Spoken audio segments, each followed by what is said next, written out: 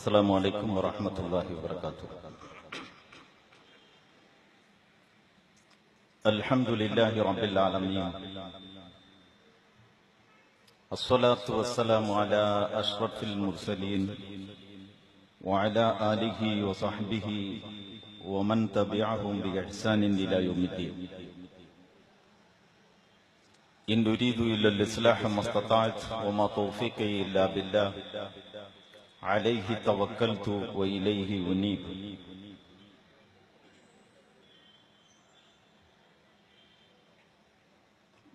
ബഹുമാനപ്പെട്ട അധ്യക്ഷൻ, വേദിയിലുള്ള ജമാഅത്തെ ഇസ്ലാമിയുടെ സംസ്ഥാന ജില്ലാ നേതാക്കളെ,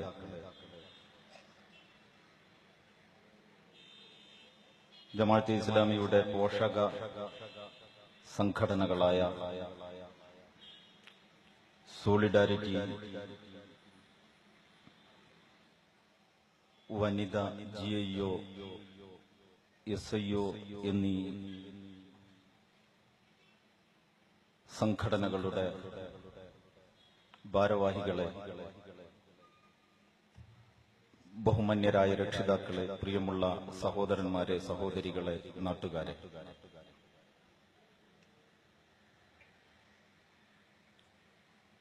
ജമാഅത്തെ ഇസ്ലാമി പാലക്കാട് ജില്ലാ കമ്മിറ്റിയുടെ ആഭിമുഖ്യത്തിൽ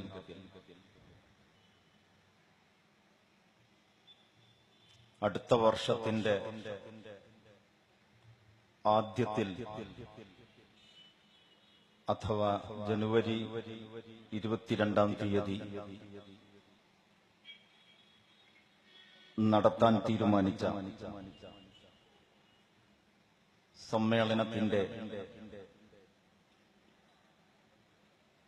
ഔപചാരികമായ പ്രഖ്യാപനം അഥവാ പ്രചാരണ പരിപാടികളുടെ തുടക്കം എന്ന നിലക്കാണ് ഈ പരിപാടി സംഘടിപ്പിക്കപ്പെട്ടിട്ടുള്ളത്.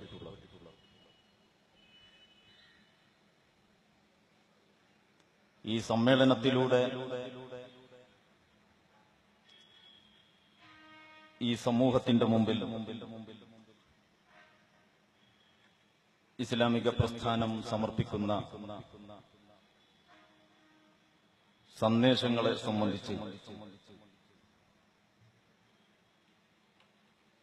വിശദമായ അവതരണം ഇവിടെ പിന്നീട് നടക്കുന്നതാണ് എന്ന് നിങ്ങളെപ്പോലെ ഞാനും മനസ്സിലാക്കുന്നു. അതുകൊണ്ട് ഇസ്ലാം സന്തുലിതമാണ് എന്ന പ്രമേയത്തിലേക്ക് ഇറങ്ങി അതിന്റെ വിവിധ വശങ്ങൾ വിശദീകരിച്ചുകൊണ്ട് സംസാരിക്കാതെ ഈ സന്ദർഭത്തിൽ നമ്മളെല്ലാവരും ഇങ്ങനെ ഒരുമിച്ച് കൂടുമ്പോൾ ന്യായമായും നമ്മുടെ ചർച്ചയിൽ വിഷയമാകേണ്ട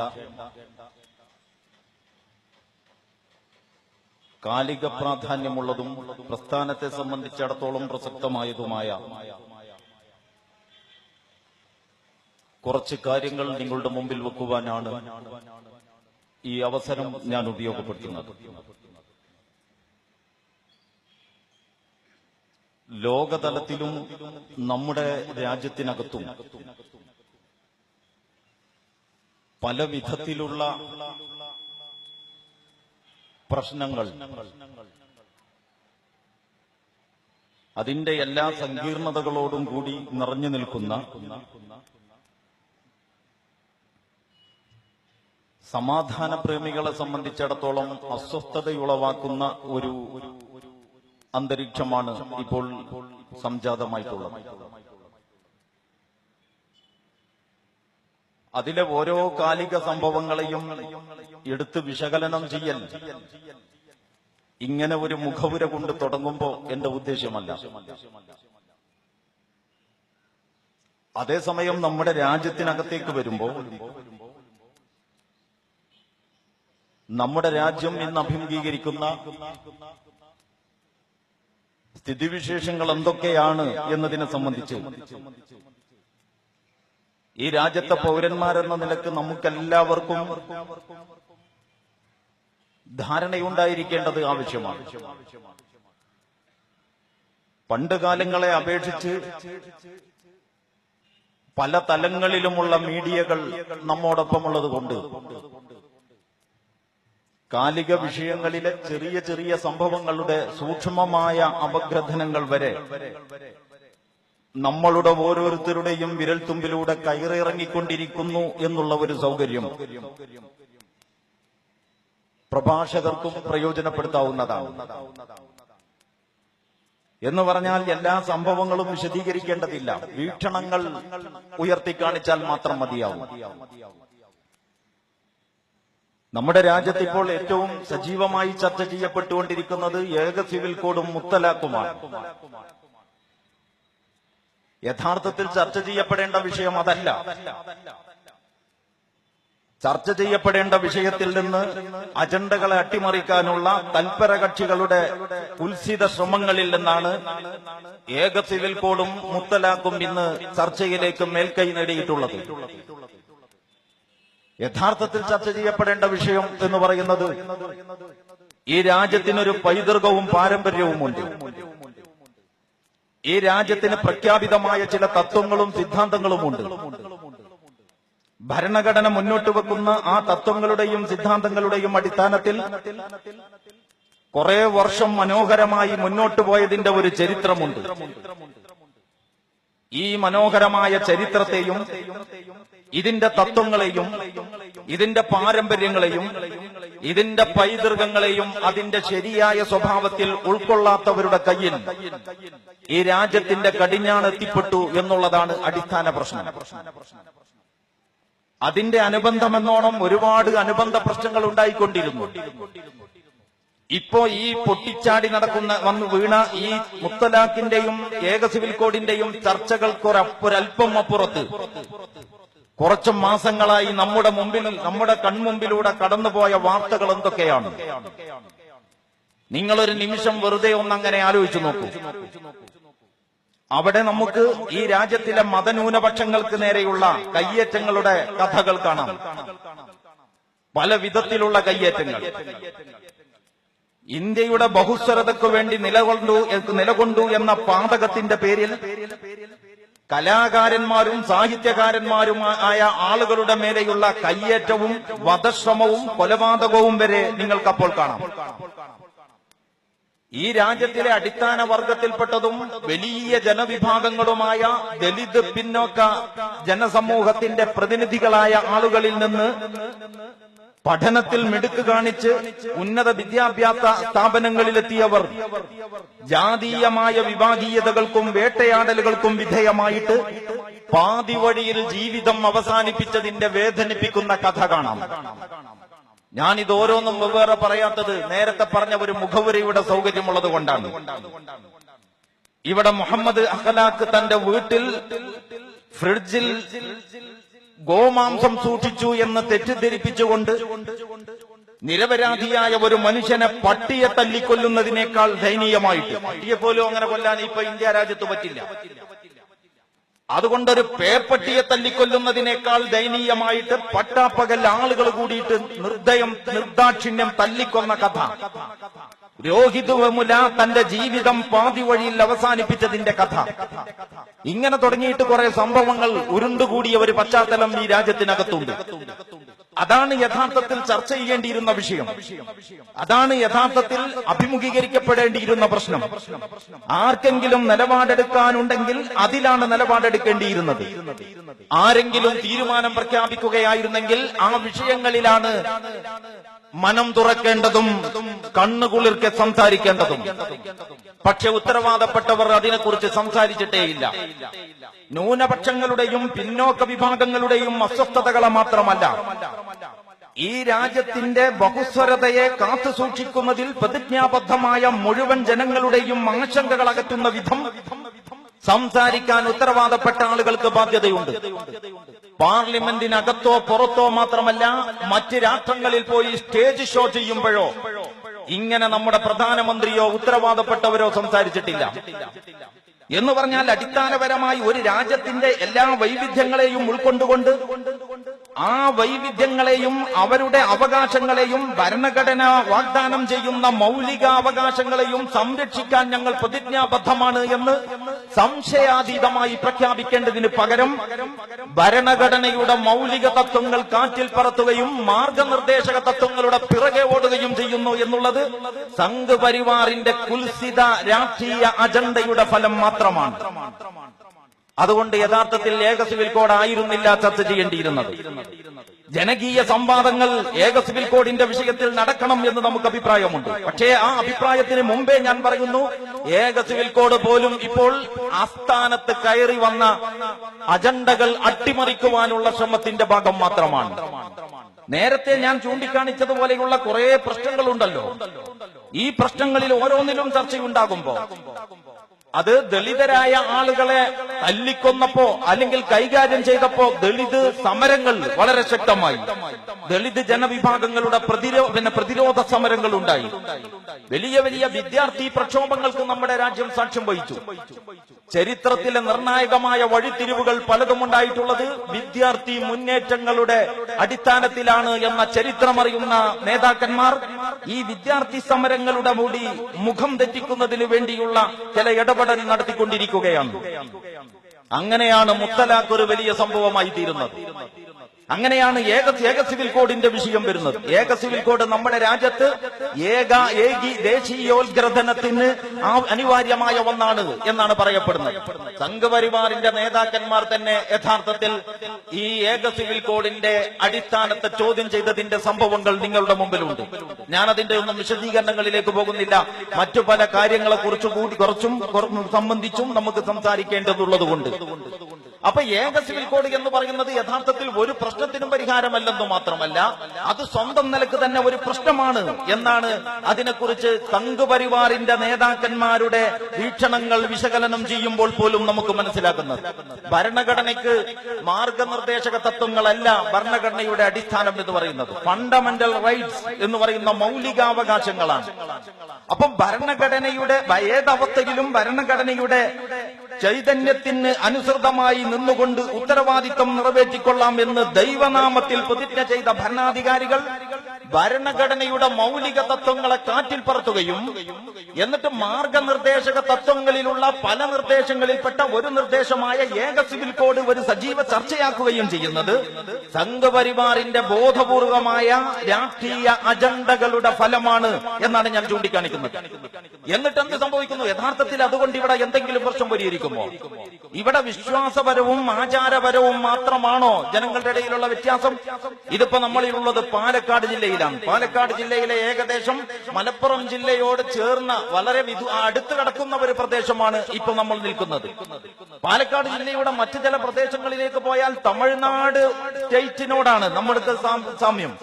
ഭാഷയിലും സംസ്കാരത്തിലും ജീവിത രീതിയിലും ഒക്കെ അങ്ങനെയാണ്. അത്തരം പ്രദേശങ്ങൾ ഈ പാലക്കാട് ജില്ലക്കകത്ത് തന്നെയുണ്ട്. അവിടെ വീടുകളിൽ ആളുകൾ സംസാരിച്ചു കൊണ്ടിരിക്കുന്നത് തമിഴാണ്. ആ വീടുകളിൽ അവർ പൊതുവായി മലയാളം പറയും, പക്ഷെ വീട്ടിൽ തമിഴ് സംസാരിക്കും. ഇങ്ങനത്തെ നിരവധി കുടുംബങ്ങളെ ഈ പാലക്കാട് ജില്ലയിൽ നിങ്ങൾക്ക് കാണാം. അവർ അവരുടെ വീടുകളിൽ തമിഴ് സംസാരിക്കുന്നു എന്നതുകൊണ്ട് കേരളീയരാകുന്നതിനോ പാലക്കാട് ജില്ലയുടെ ഭാഗമാകുന്നതിനോ പ്രായോഗികമായിട്ട് അവർക്ക് വല്ല പരിമിതിയും ഉണ്ടായിട്ടുണ്ടോ? യഥാർത്ഥത്തിൽ ഭാഷ എന്ന് പറയുന്നത് ഒരൊറ്റ ഭാഷയാകണ്ടേ? എല്ലാവരും ഹിന്ദി സംസാരിക്കണ്ടേ? ഹിന്ദി എന്ന് പറഞ്ഞാൽ മനോഹരമായ ഹിന്ദിയല്ല. മനോഹരമായ ഹിന്ദിയെ പണ്ട് തന്നെ സംഘപരിവാറിന്റെ ഈ ഭാഷാ ഭ്രാന്ത് പിടിപെട്ട ആളുകൾ ഷണ്ഡീകരിച്ചിരിക്കുന്നു. ഹിന്ദി വളരെ മനോഹരമായ ഭാഷയാണ്. പക്ഷെ ആ ഹിന്ദിയുടെ ഭാഷാ മനോഹാരിതകളെ നഷ്ടപ്പെടുത്തി ഇന്നിപ്പോ ഹിന്ദി എന്ന് പറഞ്ഞാൽ എന്താ? ഹിന്ദി എന്ന് പറഞ്ഞാൽ മലയാളത്തിന് അല്ലെങ്കിൽ സംസ്കൃതത്തിന്റെ ചേരുവകൾ കൊണ്ട് വേറെ ഒരു രൂപം പ്രാപിച്ച ഒരു ഭാഷയാണ് ഹിന്ദി. ഇപ്പൊ സിനിമകളിലോ ഹിന്ദി ഗാനങ്ങളിലോ കാണുന്ന മനോഹരമായ ഹിന്ദിയല്ല ഇന്ന് ഉപയോഗപ്പെടുന്ന ഹിന്ദി എന്ന് കൂട്ടത്തിൽ ഓർക്കേണ്ടതാണ്. ആകാശ് പർ നക്ഷത്ര പ്രകാശ് ഹോത്തി ഹെ എന്ന് പറഞ്ഞാൽ എന്താ ഞാൻ പറഞ്ഞതെന്ന് എല്ലാവർക്കും മനസ്സിലായി. ആകാശത്തിൽ നക്ഷത്രം പ്രകാശിക്കുന്നു, അത് ഹിന്ദിയാണ്. ഇത്രയേ ഉള്ളൂ ഹിന്ദി പറയാൻ പണി. ടിവിയിൽ നിങ്ങൾ ഹിന്ദി ന്യൂസ് കേട്ട് നോക്കൂ, അപ്പൊ നിങ്ങൾക്ക് മനസ്സിലാക്കാൻ കഴിയും. എന്ന് പറഞ്ഞാൽ ഒരു മനോഹരമായ ഭാഷയെ നേരത്തെ തന്നെ വടക്കാക്കി തെനിക്കാക്കുക എന്ന പണി ഇവിടെ ഹിന്ദി പ്രചാരണ സഭയുടെയും മറ്റുള്ളവരുടെയും ആഭിമുഖ്യത്തിൽ നടന്ന ഒരു കഥ വേറെയുണ്ട്. ഉറുദു ഭാഷയോടുള്ള അസഹിഷ്ണുതയുണ്ട്. ഇരിക്കട്ടെ, ഭാഷാപരമായിട്ട് ഞാൻ ചോദിക്കുന്നത്, എല്ലാവരെയും ഹിന്ദി പഠിപ്പിക്കുക പ്രായോഗികമാണോ? എല്ലാവരെ കൊണ്ടും മസാലദോശയും വടയും ഇഡ്ഡലിയും മാത്രം തീറ്റിക്കണം എന്ന് തീരുമാനിച്ചാൽ നടക്കുമോ? എല്ലാവരും ഒരേ രീതിയിലുള്ള വേഷം ധരിക്കണം എന്ന് പറഞ്ഞാൽ ഇന്ത്യ രാജ്യത്ത് സാധ്യമാണോ? എല്ലായിടത്തും മഴയാണെങ്കിൽ മഴ, എല്ലായിടത്തും തണുപ്പാണെങ്കിൽ തണുപ്പ്, ഇങ്ങനെ കാലാവസ്ഥാപരമായ ഒരു ഏകീകരണം ഇന്ത്യ രാജ്യത്തെങ്കിലും നടപ്പിലാക്കണം എന്ന് തീരുമാനിച്ചാൽ പ്രായോഗികമാണോ? ഇതൊക്കെ യാഥാർത്ഥ്യമല്ലേ? ഇന്ത്യ എന്ന് പറയുന്നത് ഒരു വലിയ രാജ്യമാണ്. ഭൂമിശാസ്ത്രപരമായിട്ട് ഈ രാജ്യത്തിന്റെ വൈവിധ്യങ്ങൾ വൈരുദ്ധ്യത്തോളം എത്തുന്നതാണ്. ഒരിടത്ത് കൊടിയ വരൾച്ചയാകുമ്പോൾ മറ്റൊരു ഭാഗത്ത് അതിശക്തമായ മഴ കൊണ്ടുള്ള ദുരിതമാണ്. അങ്ങനെ സംഭവിക്കാൻ പലപ്പോഴും ഈ രാജ്യത്ത്. അപ്പൊ ഭൂമിശാസ്ത്രപരമായ വൈവിധ്യം, ഭാഷയിലുള്ള വ്യത്യാസം. നമ്മളിപ്പോ നമ്മുടെ നാട്ടിലൊക്കെ വീട്ടുപണിക്ക് അല്ലെങ്കിൽ വീടിന്റെ എന്തെങ്കിലും നിർമ്മാണ പ്രവർത്തനങ്ങൾക്ക് ആളുകളെ ക്ഷണിച്ചാൽ നമ്മൾ യഥാർത്ഥത്തിൽ അന്യഭാഷാ തൊഴിലാളികൾ അല്ലെങ്കിൽ ഇതര അന്യ സംസ്ഥാനക്കാർ എന്ന് പറയാറുണ്ട്. അതൊരു സൂക്ഷ്മതയില്ലാത്ത പ്രയോഗമാണ്. നമ്മുടെ സ്കൂളുകളിലൊക്കെയും അസംബ്ലിയിൽ കുട്ടികൾ നിത്യേന പറഞ്ഞുകൊണ്ടിരിക്കുന്നു എല്ലാ ഇന്ത്യക്കാരും സഹോദരന്മാരും സഹോദരികളുമാണ് എന്ന്. ആ സഹോദരന്മാരും സഹോദരികളുമായ ആളുകൾ ഇതര സംസ്ഥാനങ്ങളിൽ നിന്ന് തൊഴിലിനു വേണ്ടി ഇവിടെ വന്നിട്ട് വീട്ടിൽ മര്യാദക്ക് ജോലി ചെയ്യിപ്പിക്കണമെങ്കിൽ ഒരു 3-4 ഭാഷ അറിയുന്ന ആൾക്ക് മാത്രമേ സാധ്യമാവുകയുള്ളൂ. 2-3 ഭാഷ അറിയാത്ത ആൾക്ക് അയാൾ ഉദ്ദേശിച്ചതുപോലെ തന്റെ കയ്യിൽ പണമുണ്ടായാലും കാര്യം നടത്താൻ സാധ്യമായി കൊള്ളണമെന്നില്ല. എന്താണ് ഈ പറയുന്നതിന്റെ അർത്ഥം? അതാണ് ഹിന്ദിയുടെ സ്വഭാവം. അപ്പൊ ഭാഷാപരമായ വൈവിധ്യം എന്നത് ഒരു യാഥാർത്ഥ്യമാണ്. കാലാവസ്ഥാപരമായ വ്യത്യാസം പോലെ തന്നെ, ഭൂമിശാസ്ത്രപരമായ വൈവിധ്യം പോലെ തന്നെ, ഭാഷാപരമായ വൈവിധ്യം പോലെ തന്നെ, ആചാരപരമായ വൈവിധ്യം പോലെ, വേഷവിധാനങ്ങളിലുള്ള വൈവിധ്യം, ഭക്ഷണങ്ങളിലുള്ള വൈവിധ്യം, ഇതിലൊക്കെ ഏകത സാധ്യമാണോ? ഇതിലൊക്കെ ഏകതയുണ്ടാകാതെ തന്നെ ഇന്ത്യക്കൊരൊറ്റ രാജ്യമാകാൻ കഴിഞ്ഞല്ലോ. എങ്കിൽ അതിന്റെ തന്നെ സ്വാഭാവികവും അനിവാര്യവുമായ വേറെ ഒരു വശമാണ് വിശ്വാസപരമായ തലം എന്ന് പറയുന്നത്. ഓരോരുത്തർക്കും അവരവർക്ക് ഇഷ്ടമുള്ളത് വിശ്വസിക്കാനുള്ള സ്വാതന്ത്ര്യം ഭരണഘടനയുടെ മൗലിക തത്വമാണ്. അപ്പൊ ഭരണഘടന മുന്നോട്ട് വെക്കുന്ന വിഭാവനകൾക്ക് വിരുദ്ധമായ ഒരു കാര്യം മാർഗനിർദ്ദേശക തത്വങ്ങളിലുണ്ടെങ്കിൽ ആ മാർഗനിർദ്ദേശക തത്വങ്ങൾ ഭേദഗതി ചെയ്യുന്നതിനെ കുറിച്ചല്ലാതെ മൗലിക തത്വങ്ങളെ കാറ്റിൽ പറത്തിക്കൊണ്ട് മാർഗനിർദ്ദേശക തത്വങ്ങളുടെ പിന്നാലെ പോകുന്നത് ബുദ്ധിയുള്ളവർക്ക് ചേർന്ന പണിയല്ല.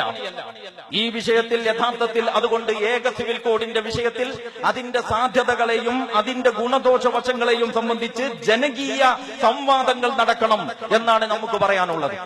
അല്ലാതെ ഏതെങ്കിലും ഒരു കേന്ദ്രത്തിലിരുന്ന് ആരെങ്കിലും തീരുമാനിക്കേണ്ട ഒരു വിഷയമല്ല. എന്നിട്ട് അങ്ങനെ ഒരു ജനകീയ സംവാദത്തിലൂടെ ഈ രാജ്യത്തിന്റെ ആരോഗ്യകരമായ നിലനിൽപ്പിന് ഏതാണ് ഏറ്റവും പ്രയോജനകരമായ രീതിയെന്ന് അതിലൂടെ ഉരുത്തിരിഞ്ഞു വരട്ടെ. ഒരു ജനാധിപത്യ രാജ്യത്തിലെ ജനങ്ങളെ സംബന്ധിച്ചിടത്തോളം മൗലികമായി ഈ വിഷയങ്ങളിലൊക്കെയും അവർക്ക് ശരിയെന്ന് തോന്നുന്നത് വിശ്വസിക്കാൻ മാത്രമല്ല പ്രാക്ടീസ് ചെയ്യാൻ എന്ന് പറഞ്ഞാൽ പ്രയോഗവൽക്കരിക്കാൻ മാത്രമല്ല പ്രബോധനം ചെയ്യാൻ. ബിലീവ്, പ്രാക്ടീസ് ആൻഡ് പ്രൊപ്പഗേറ്റ്, ഈ 3 പ്രയോഗങ്ങളും നമ്മുടെ ഭരണഘടന നടത്തിയിട്ടുണ്ട്.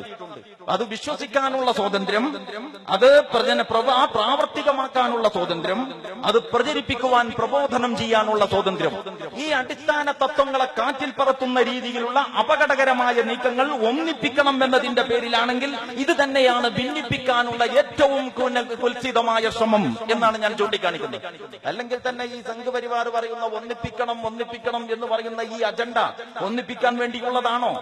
ഒന്നിപ്പിക്കണം എന്ന് പറഞ്ഞുകൊണ്ടിരിക്കുന്ന ഈ ആളുകൾ തന്നെയാണ് ഭിന്നിപ്പിന് വേണ്ടിയുള്ള പണി ഏറ്റവും നന്നായിട്ട് എടുത്തിട്ടുള്ളത്.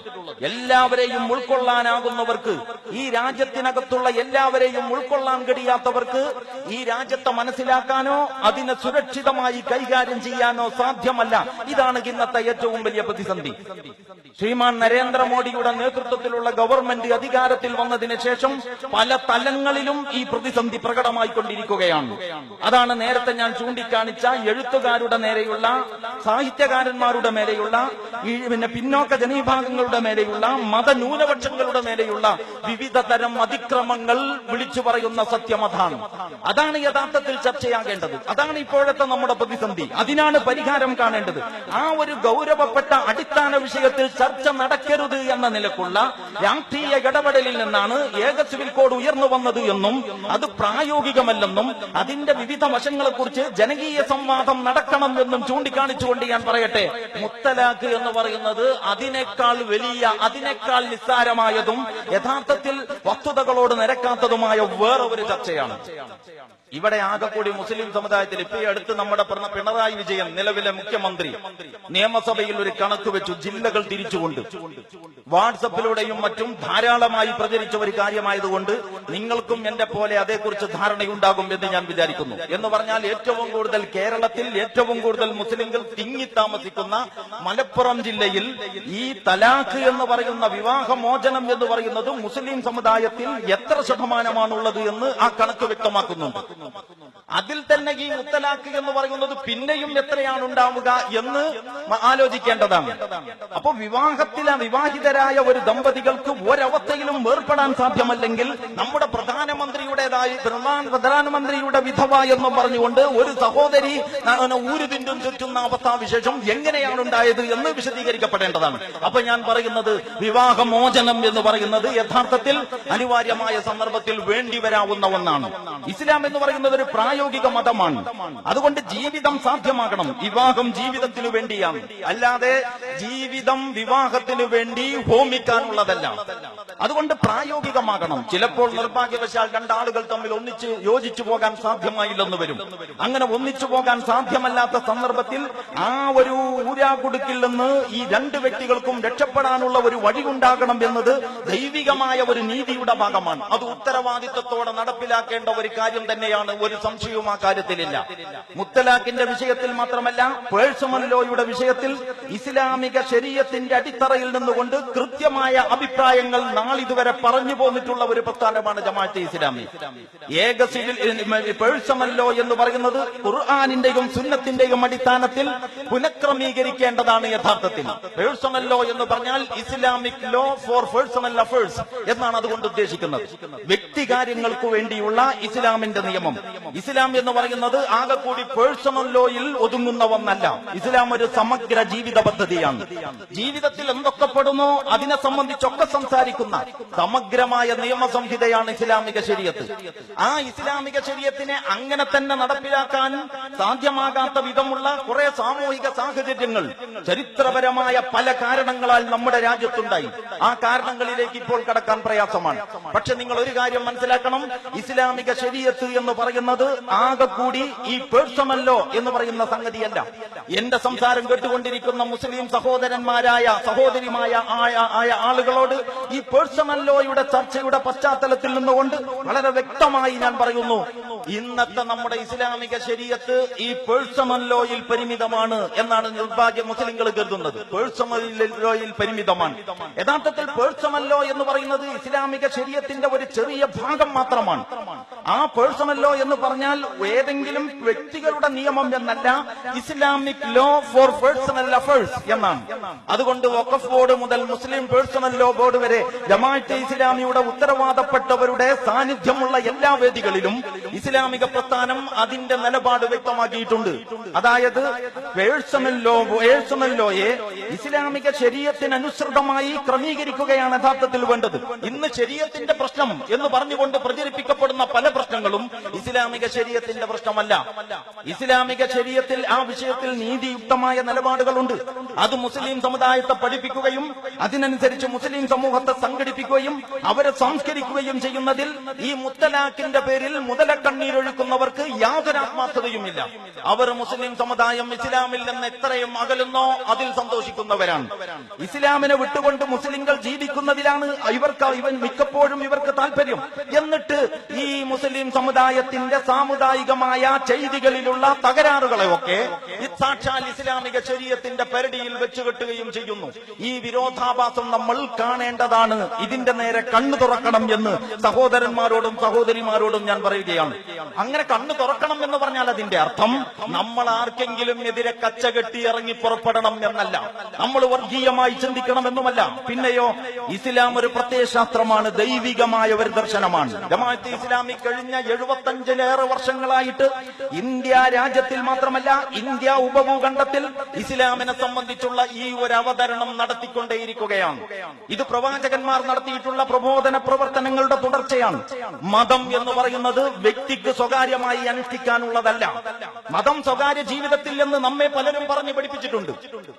മതം സ്വകാര്യ ജീവിതത്തിൽ പാലിച്ചാൽ മതി. മതപണ്ഡിതന്മാരങ്ങനെ പറയാറുണ്ട്, രാഷ്ട്രീയ നേതാക്കന്മാരങ്ങനെ പ്രസംഗിക്കാറുണ്ട്. ജമാഅത്തെ ഇസ്ലാമിക്ക് അതിനോട് യോജിപ്പില്ല. അങ്ങനെ സ്വകാര്യ ജീവിതത്തിൽ ഒരു മതം എന്തിന്? എന്താണ് ആ മതത്തിന്റെ പ്രസക്തി? ഞാനും എന്റെ റബ്ബും തമ്മിൽ, ഞാനും എന്റെ ദൈവവും തമ്മിൽ, ഞാനും എന്റെ യഹോവയും തമ്മിൽ, ഞാനും എന്റെ ഈശ്വരനും തമ്മിൽ ഒരു സ്വകാര്യ ഇടപാട്. എന്റെ പൊതുജീവിതവുമായിട്ട് അതിനൊരു ബന്ധവുമില്ല. ആ സ്വകാര്യ ഇടപാട് എന്റെ പൂജാമുറിയിൽ എന്റെ മനസ്സിന്റെ ഒരു സമാധാനത്തിന് ഒരല്പസമയം കഴിച്ചു ബാക്കി പിന്നീട് ഞാൻ സ്വതന്ത്രനാണെന്ന് മാത്രമല്ല എന്റെ നിലപാട്, ദൈവമേ ഞാൻ ഇപ്പോൾ രാഷ്ട്രീയത്തിലാണ്, ഇത് രംഗം ലേശം മോശമാണ്, നീ വിശുദ്ധനാണെങ്കിൽ വിശുദ്ധിയോടെ അവിടെ ഇരുന്നോ, ഇവിടെ വന്ന് ഇടപെട്ട് വഷളാകാൻ നിൽക്കണ്ട. ഇതാണ് ഇവരുടെ പ്രഖ്യാപിത നിലപാട്. ഇതിനെപ്പറ്റിയാണ് ഇവർ പറയുന്നത് മതം സ്വകാര്യ ജീവിതത്തിൽ മതിയെന്ന്. ഈ മതം സ്വകാര്യ ജീവിതത്തിൽ മതി എന്ന് പറഞ്ഞുകൊണ്ട് ജീവിതത്തിന്റെ വിശാലങ്ങളായ രംഗങ്ങളെ ഇസ്ലാമിക അഥവാ ദൈവിക നിയമവ്യവസ്ഥ പ്രകാരം കൈകാര്യം ചെയ്യുന്നതിൽ അശ്രദ്ധ കാണിച്ചതുകൊണ്ടാണ് ഇന്നുണ്ടായ സകല പ്രതിസന്ധികളും ഈ മുസ്ലിം സമുദായത്തിനുണ്ടായത് എന്നാണ് ജമാഅത്തെ ഇസ്ലാമിയുടെ അഭിപ്രായം.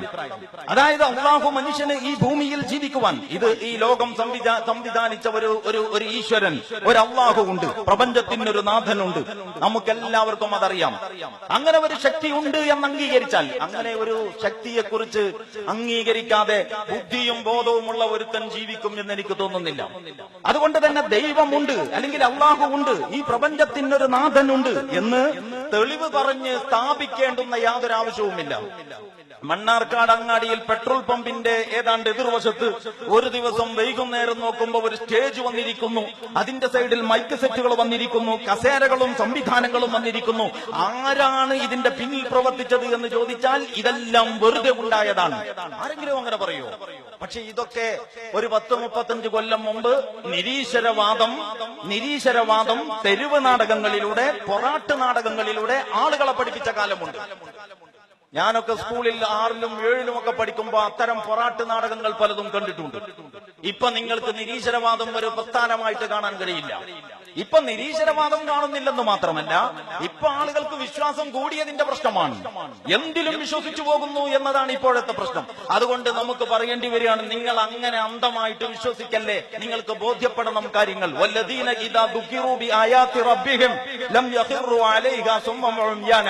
അല്ലാഹുവിന്റെ യഥാർത്ഥ ദാസന്മാരുടെ ഗുണവിശേഷം പറഞ്ഞപ്പോ അല്ലാഹു സുബ്ഹാനഹു വ തആല പറയുന്നു, അവരുടെ മുമ്പിൽ സാക്ഷാൽ ഖുർആനിന്റെ സൂക്തങ്ങൾ ഓതപ്പെട്ടാലും അർത്ഥവും ആശയവും ഗ്രഹിക്കാതെ അതിന്മേൽ മുഖം കുത്തി വീഴുകയില്ല. അതുകൊണ്ട് ചിന്തിക്കണം. ഇതാണ് മുസ്ലിങ്ങളോട് എന്നല്ല, ഇതാണ് മനുഷ്യ സമൂഹത്തോട് വിശുദ്ധ ഖുർആനിന്റെ ആഹ്വാനം. നിങ്ങൾ ആകാശത്തിലേക്ക് നോക്കുന്നില്ലേ? നിങ്ങൾ ഭൂമിയിലേക്ക് നോക്കുന്നില്ലേ? അറബികളുടെ മുമ്പിൽ നിത്യേന നിരന്തരമായി കണ്ടുകൊണ്ടിരിക്കുന്ന ഒട്ടകത്തെ പറ്റി പറഞ്ഞിട്ട് ഒട്ടകത്തിലേക്ക് നോക്കുന്നില്ലേ? അഫലാ യൻദുറൂന ഇലൽ ലിബിലി കൈഫ ഖുലിഖത് വഇലൽ സമാഇ കൈഫ റുഫിഅത് വഇലൽ ജിബാലി കൈഫ നുസിബത് വഇലൽ അർളി കൈഫ സുതിഹത്. നിങ്ങൾ ആകാശത്തിലേക്ക് നോക്കുന്നില്ലേ? അതെങ്ങനെയാണ് ഉയർത്തപ്പെട്ടത്? നിങ്ങൾ ഒട്ടകത്തെ നോക്കുന്നില്ലേ? അതെങ്ങനെയാണ് സൃഷ്ടിക്കപ്പെട്ടത്? നിങ്ങൾ പർവ്വതങ്ങളിലേക്ക് നോക്കുന്നില്ലേ? അതെങ്ങനെയാണ് നാട്ടി നിർത്തപ്പെട്ടിരിക്കുന്നത്? നിങ്ങൾ ഭൂമിയിലേക്ക് നോക്കുന്നില്ലേ? ഈ ഉരുണ്ട ഭൂമി നിങ്ങൾക്കെങ്ങനെയാണ് പരന്നതായിട്ട് അനുഭവപ്പെടുന്നത്? ഇതൊക്കെയാണ് അല്ലാഹു സുബ്ഹാനഹു വ തആല ആഹ്വാനം ചെയ്യുന്നത്. വായിക്കുവാനും പഠിക്കുവാനുമുള്ള ആഹ്വാനം, ചിന്തിക്കുവാനും ഉൾക്കൊള്ളുവാനുമുള്ള ആഹ്വാനം. അങ്ങനെ വായനയുടെ, പഠനത്തിന്റെ, ചിന്തയുടെ, മനനത്തിന്റെ ഫലമായിട്ട് യഥാർത്ഥമായ പ്രപഞ്ചനാഥനിൽ എത്തിച്ചേരണം മനുഷ്യൻ എന്നാണ് വിശുദ്ധ ഖുർആനിന്റെ ഉദ്ദേശം. അതുകൊണ്ട് ഇതൊരു യാന്ത്രികമായ സാമുദായിക ഘടനയല്ല. ഇത് കൃത്യമായ നിലപാടും വീക്ഷണവും കാഴ്ചപ്പാടുമുള്ള ഒരു കൂട്ടരാണ്. ആര്? മുസ്ലിം ഉമ്മത്ത്. അതാണ് മുസ്ലിം സമൂഹത്തിന്റെ സ്ഥാനം. ആദ്യം തന്നെ മുസ്ലിം സമുദായം അറിവിനോടുള്ള അവരുടെ ഈ ബന്ധത്തിൽ നിന്ന് പുറകോട്ടുപോയി. വിശുദ്ധ ഖുർആനിന്റെ ഒന്നാമത്തെ ആഹ്വാനം ഏത് കാലത്ത്? എഴുതാനും വായിക്കാനും അറിയാത്ത ഒരു ജനതയിൽ, 6ാം നൂറ്റാണ്ടിലെ അറബികൾക്കിടയിൽ വാളൂരി പിടിച്ചുകൊണ്ട് ഒന്ന് പറഞ്ഞ് രണ്ടാമത്തതിന് വട്ടലും കൊല്ലലും ചാകലും മാത്രം പണിയായ 6-ാം നൂറ്റാണ്ടിലെ നിരക്ഷരരായ ആ ജനതയുടെ മുമ്പിൽ വിശുദ്ധ ഖുർആനിന്റെ അവതരണം ആരംഭിക്കുമ്പോ ഏറ്റവും ആദ്യം അവതരിക്കുന്നത് വായിക്കുക എന്ന ആഹ്വാനമാണ്. വായന അറബിക്കെന്ന് പരിചയമുള്ള കാര്യമല്ല, പൊതുവായി പരിചയമുള്ള കാര്യമല്ല. ആ വായനയെ പറ്റി പറയുന്നതിനോടുകൂടെ പേനയെ പറ്റിയും പറഞ്ഞിരിക്കുന്നു. നിങ്ങൾ ചിന്തിച്ചു നോക്കണം. വായനയെ കുറിച്ച് മാത്രമല്ല പേനയെ പറ്റിയും പറഞ്ഞിരിക്കുകയാണ്. അറബിക്ക് ഏറ്റവും സുപരിചിതമായ വാളിനെ പറ്റി, വാൾ എന്ന വാക്ക് വിശുദ്ധ ഖുർആൻ പ്രയോഗിച്ചിട്ടില്ല. അറബിക്ക് ഏറ്റവും സുപരിചിതമായ വാൾ എന്ന വാക്ക് വിശുദ്ധ ഖുർആൻ പ്രയോഗിച്ചിട്ടില്ല. അറബിക്ക് തീരെ പരിചയമില്ലാത്ത പേനയെ പറ്റി ഒന്നാമത്തെ ദിവ്യ വെളിപാടിൽ തന്നെ പറഞ്ഞു. അതാണ് ഇസ്ലാമിന്റെ സംസ്കാരം. ഈ സംസ്കാരം മുസ്ലിങ്ങൾ മുറുകെ പിടിക്കണം.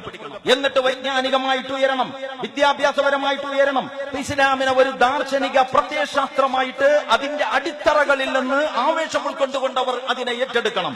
അങ്ങനെ ചെയ്യാൻ മുസ്ലിങ്ങൾ സന്നദ്ധമായിരുന്നെങ്കിൽ ഇന്ന് നമ്മൾ കൊട്ടിഘോഷിക്കുന്നതും കണ്ടുകൊണ്ടിരിക്കുന്നതുമായ ഈ ദുരിതങ്ങളിൽ നിന്നൊക്കെയും മുക്തമായ ഒരു ജനത ഉണ്ടാകുമായിരുന്നു എന്നാണ് ജമാഅത്തെ ഇസ്ലാമിയുടെ പ്രബോധനത്തിന്റെ ഒരു ചുരുക്കം എന്ന് ഞാൻ ഈ സന്ദർഭത്തിൽ പറയുകയാണ്. അപ്പൊ ഞാൻ പറഞ്ഞു വന്നത്, ഒന്നാമത്തെ അറബി ആ കാലത്തെ പ്രവാചകനോടുള്ള വിശുദ്ധ ഖുർആനിന്റെ ഒന്നാമത്തെ ആഹ്വാനത്തിൽ 2 പ്രാവശ്യം വായന, 2 പ്രാവശ്യം വായന, 1 പ്രാവശ്യം പേന. ഇഖ്റഅ ബിസ്മി റബ്ബിക്കല്ലദീ ഖലഖ് ഖലഖൽ ഇൻസാന മിൻ അലഖ് ഇഖ്റഅ വറബ്ബുക്കൽ അക്രം അല്ലദീ അല്ലമ ബിൽ ഖലം.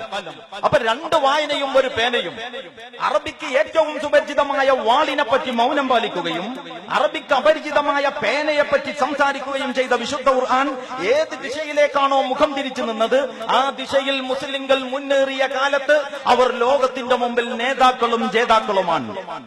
എന്നിട്ട് പിന്നീട് എവിടെ നിന്നാണ് അവർ പിറകോട്ട് പോയത് എന്ന് നിങ്ങൾ ആലോചിക്കണം. അവിടെയാണ് ഞാൻ നേരത്തെ പറഞ്ഞു വെച്ച ചർച്ചയുമായിട്ട് ഈ ചർച്ചക്കുള്ള ബന്ധം. അതിലേക്ക് ഞാൻ നിങ്ങളെ തിരിച്ചു കൊണ്ടുപോവുകയാണ്. അതെന്താണ്? മുസ്ലിം പേഴ്സണൽ ലോ എന്ന് പറയുന്നത് ഇസ്ലാമിക ശരീഅത്തിന്റെ ചെറിയ ഒരു ഭാഗം മാത്രമാണ്. ആ ഭാഗം പോലും ഖുർആനിന്റെയും സുന്നത്തിന്റെയും ചൈതന്യത്തോട് നിരക്കുന്ന വിധത്തിലല്ല പലപ്പോഴും ക്രോഡീകരിക്കപ്പെട്ടിട്ടുള്ളത്. അതുകൊണ്ട് പേഴ്സണൽ ലോയെ ഇസ്ലാമിക ശരീഅത്തനുസരിച്ച് പുനഃക്രമീകരിക്കണം എന്ന് ജമാഅത്തെ ഇസ്ലാമി പറഞ്ഞുകൊണ്ടേയിരുന്നിട്ടുണ്ട്. സയ്യിദ് അബുൽ ആല മൗദൂദി എന്ന് പറഞ്ഞാൽ ജമാഅത്തെ ഇസ്ലാമിയുടെ ആദ്യകാല നേതാക്കളിൽ സമുന്നതനായ പണ്ഡിതനായ സയ്യിദ് അബുൽ ആല മൗദൂദി ഈ വിഷയകമായി ഒരു പുസ്തകം എഴുതിയിട്ടുണ്ട്. നിങ്ങൾക്ക് മലയാളത്തിൽ IPH-ൽ അതിന്റെ കോപ്പി കാണാവുന്നതാണ്, ദാമ്പത്യ നിയമങ്ങൾ എന്ന് പറഞ്ഞുകൊണ്ട്. അപ്പൊ ഇരിക്കട്ടെ, ഞാൻ പറഞ്ഞു വന്നത് യഥാർത്ഥത്തിൽ ഇസ്ലാം ഒരു സമഗ്ര ജീവിത പദ്ധതിയാണ്, ദൈവികമായ സമഗ്ര ജീവിത പദ്ധതി. നിങ്ങൾ ഈ കാണുന്ന മനോഹര സുന്ദരമായ ആകാശ വ്യവസ്ഥിതിയും ഭൂമിയും ഉൾപ്പെടെ ഇത് മുഴുവനും സംവിധാനിച്ച ഒരു ശക്തിയുണ്ടെങ്കിൽ ആ ശക്തിയെ കുറിച്ചാണ് നമ്മൾ സംസാരിക്കുന്നത്. അല്ലാഹുല്ലദീ ഖലഖകും സുമ്മ റസഖകും സുമ്മ യുമീതുകും സുമ്മ യുഹ്യീകും ഹൽ മിൻ ശുറകാഇകും മൻ യഫ്അലു മിൻ ദാലികും മിൻ ഷൈ. അല്ലാഹുവാണ് നിങ്ങളെ സൃഷ്ടിച്ചത്, അല്ല എന്ന് പറയാൻ പറ്റുമോ? വിശുദ്ധ ഖുർആൻ ഒരിടത്ത് ചോദിക്കുന്നുണ്ട്, ജനങ്ങളെ ഞാനൊരു ഉപമ പറയാം, നിങ്ങളൊന്ന് ചിന്തിച്ചു നോക്ക്. എന്നിട്ട് പറയുന്നത് എന്താണെന്നറിയോ? ഞാൻ സമയം ചുരുക്കാൻ അതിന്റെ അറബി വിടുകയാണ്. എന്നിട്ട് പറയുന്നത് എന്താണ്? അല്ലാഹുവല്ലാതെ ആവശ്യങ്ങൾ പൂർത്തീകരിക്കാൻ വേണ്ടി എന്ന് പറഞ്ഞാൽ പ്രപഞ്ചനാഥനോടല്ലാതെ ആവശ്യങ്ങൾ പൂർത്തീകരിക്കാൻ വേണ്ടി പ്രാർത്ഥിച്ചുകൊണ്ടിരിക്കുന്ന നിങ്ങളുടെ വസ്തുക്കളുണ്ടല്ലോ, അവ ഒരു ഈച്ചയെ പടച്ചിട്ടുണ്ടോ എന്നല്ല. അവരുടെ മുമ്പിൽ നേർച്ച വെച്ച വല്ലതും ഈച്ച തിന്നാൻ വന്നാൽ ആ ഈച്ചയെ തടയാൻ അവർക്ക് കഴിയുമോ? ഈ ചോദിക്കുന്നവനും ചോദിക്കപ്പെടുന്നവനും എത്രമാത്രം നിസ്സഹായനാണ്. അല്ലാഹുല്ലദീ ഖലഖകും, അഥവാ ഈ പ്രപഞ്ചത്തിന്റെ നാഥനാരോ അവനാണ് നിങ്ങളെ സൃഷ്ടിച്ചത്. സുമ്മ റസഖകും, അവനാണ് നിങ്ങൾക്ക് അന്നം നൽകുന്നത്. സുമ്മ യുമീതുകും, അവൻ തീരുമാനിക്കുമ്പോഴാണ് നിങ്ങളുടെ ജീവൻ നഷ്ടപ്പെടുന്നത്. സുമ്മ യുഹ്യീകും, വീണ്ടും നിങ്ങളെ പുനരുജ്ജീവിപ്പിക്കുന്നതും അവൻ തന്നെയാണ്.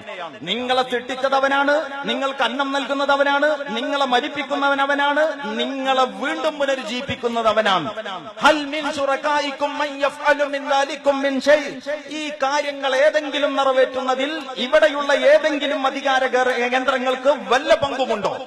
ഇതാണ് വിശുദ്ധ ഖുർആനിന്റെ ചോദ്യം. ഇത് തന്നെയാണ് ജമാഅത്തെ ഇസ്ലാമിക്കും പറയാനുള്ളത്. നമ്മളിപ്പോ ഈ മൈക്ക് സെറ്റ് സംവിധാനിക്കുമ്പോ ഏതെങ്കിലും ഒരു കേബിൾ മതി. ആഹുജ കമ്പനിയാണ് മൈക്ക് വിപണിയിൽ ഇറക്കിയതെങ്കിൽ, ഒരു പ്രമുഖ കമ്പനി എന്ന നിലയ്ക്ക് ഞാൻ പറഞ്ഞതാണ്, ആ കമ്പനി നിർദ്ദേശിച്ച വ്യവസ്ഥ തെറ്റിച്ചിട്ട് ഏതെങ്കിലും ഒരു വാഷിംഗ് മെഷീനിന്റെയോ ഫ്രിഡ്ജിന്റെയോ കേബിൾ ഫിറ്റ് ചെയ്താൽ ഇത് വർക്ക് ചെയ്യുമോ? അങ്ങനെ നമ്മൾ ആരെങ്കിലും പ്രവർത്തിപ്പിക്കാറുണ്ടോ? നിങ്ങൾ ഒരു കമ്പനിയുടെ ഒരു ഫ്രിഡ്ജ് ഒരു ഇലക്ട്രിക്കൽ ഉൽപ്പന്നം വാങ്ങിയിട്ട് വേറെ ഒരു കമ്പനിയുടെ കാറ്റലോഗ് അനുസരിച്ചിട്ട് പ്രവർത്തിപ്പിക്കുമോ? ബുദ്ധിയുള്ള ഒരാളും ഇത്തരം വിഡിത്തം ചെയ്യാറില്ല. എങ്കിൽ മനുഷ്യൻ എന്ന് പറയുന്ന അത്ഭുത സുന്ദരമായ ഈ പ്രതിഭാസത്തെ, മനുഷ്യൻ എത്രമാത്രം അത്ഭുതകരമായ പ്രതിഭാസമാണെന്ന് നിങ്ങൾ ആലോചിച്ച് നോക്കിയിട്ടുണ്ടോ? നമ്മളുടെ കണ്ണുണ്ടല്ലോ, കണ്ണ്. ഇപ്പൊ ഗൾഫ് യാത്ര വളരെ സുപരിചിതമായതുകൊണ്ട് നിങ്ങൾക്ക് ഞാൻ പറയുമ്പോൾ വേഗം മനസ്സിലാക്കാൻ കഴിയും.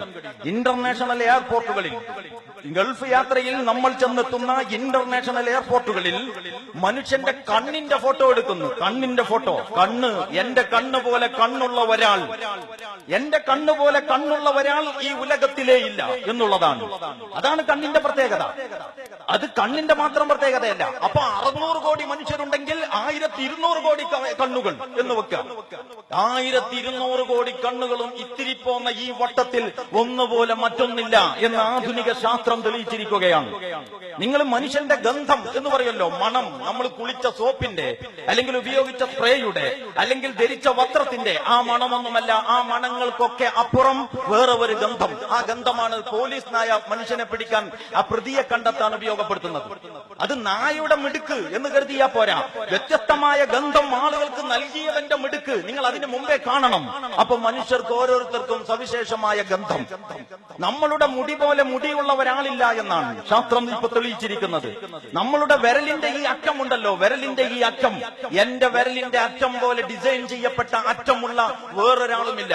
14 നൂറ്റാണ്ടുകൾക്ക് മുമ്പ് നേരത്തെ ഞാൻ ചൂണ്ടിക്കാണിച്ച എഴുത്തും വായനയും അറിയാത്ത ജനതയിലേക്ക് വന്ന നിരക്ഷരനായ പ്രവാചകൻ, ഇല്ലിറ്ററേറ്റ് പ്രോഫറ്റ് എന്ന് പണ്ഡിതന്മാര്, ചരിത്രകാരന്മാര് രേഖപ്പെടുത്തിയ ആ നിരക്ഷരനായ പ്രവാചകൻ 14 നൂറ്റാണ്ടുകൾക്ക് മുമ്പ് ഇവരോട് ചോദിച്ചു,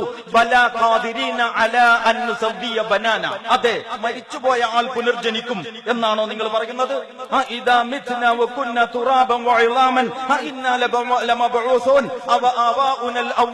ഇങ്ങനെ ചോദ്യം വന്നു. നിങ്ങൾ എന്ത് വർത്താനം ഈ പറയുന്നത്? ഒരാള് മരിച്ചു കഴിഞ്ഞിട്ട് അയാളെ മറവ് ചെയ്തിട്ട്, അല്ലെങ്കിൽ കരിച്ചു വെണ്ണൂറാക്കി കടലിലോ പുഴയിലോ ഒഴുക്കിയിട്ട് കൊല്ലങ്ങൾ ഒരുപാട് കഴിഞ്ഞിട്ട് അയാള് പിന്നെയും തിരിച്ചു വരുന്നു. ഇതെന്ത് വർത്തമാനമാണ്? അതിനന്ന് നോക്കണം, എത്ര 1400 സംവത്സരങ്ങൾക്ക് മുമ്പ് ഈ ചോദ്യം വന്നപ്പോ അതിന് വിശുദ്ധ ഖുർആനാണ് മറുപടി പറയുന്നത്. എന്താ മറുപടി എന്നറിയോ?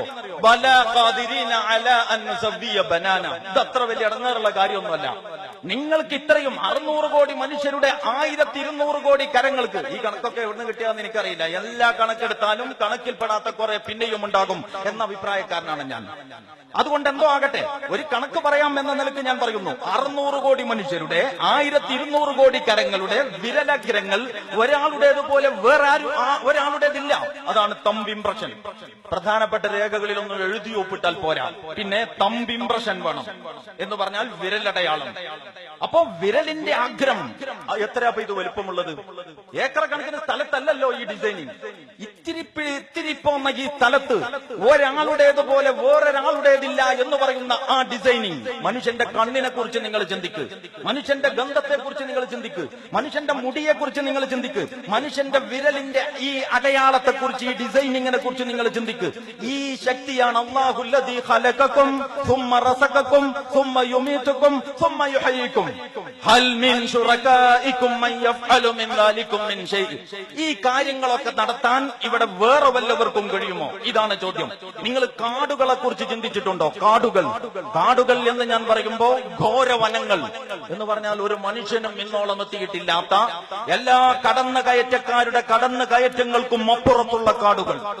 നാഷണൽ ജിയോഗ്രാഫിക് ചാനൽ അല്ലെങ്കിൽ അനിമൽ പ്ലാനറ്റ്, ഇതുകൊണ്ട് ഇങ്ങനെയൊക്കെയുള്ള ചില ഉപകാരങ്ങളേ ഉള്ളൂ എന്ന് പറഞ്ഞാൽ കാടുകൾ.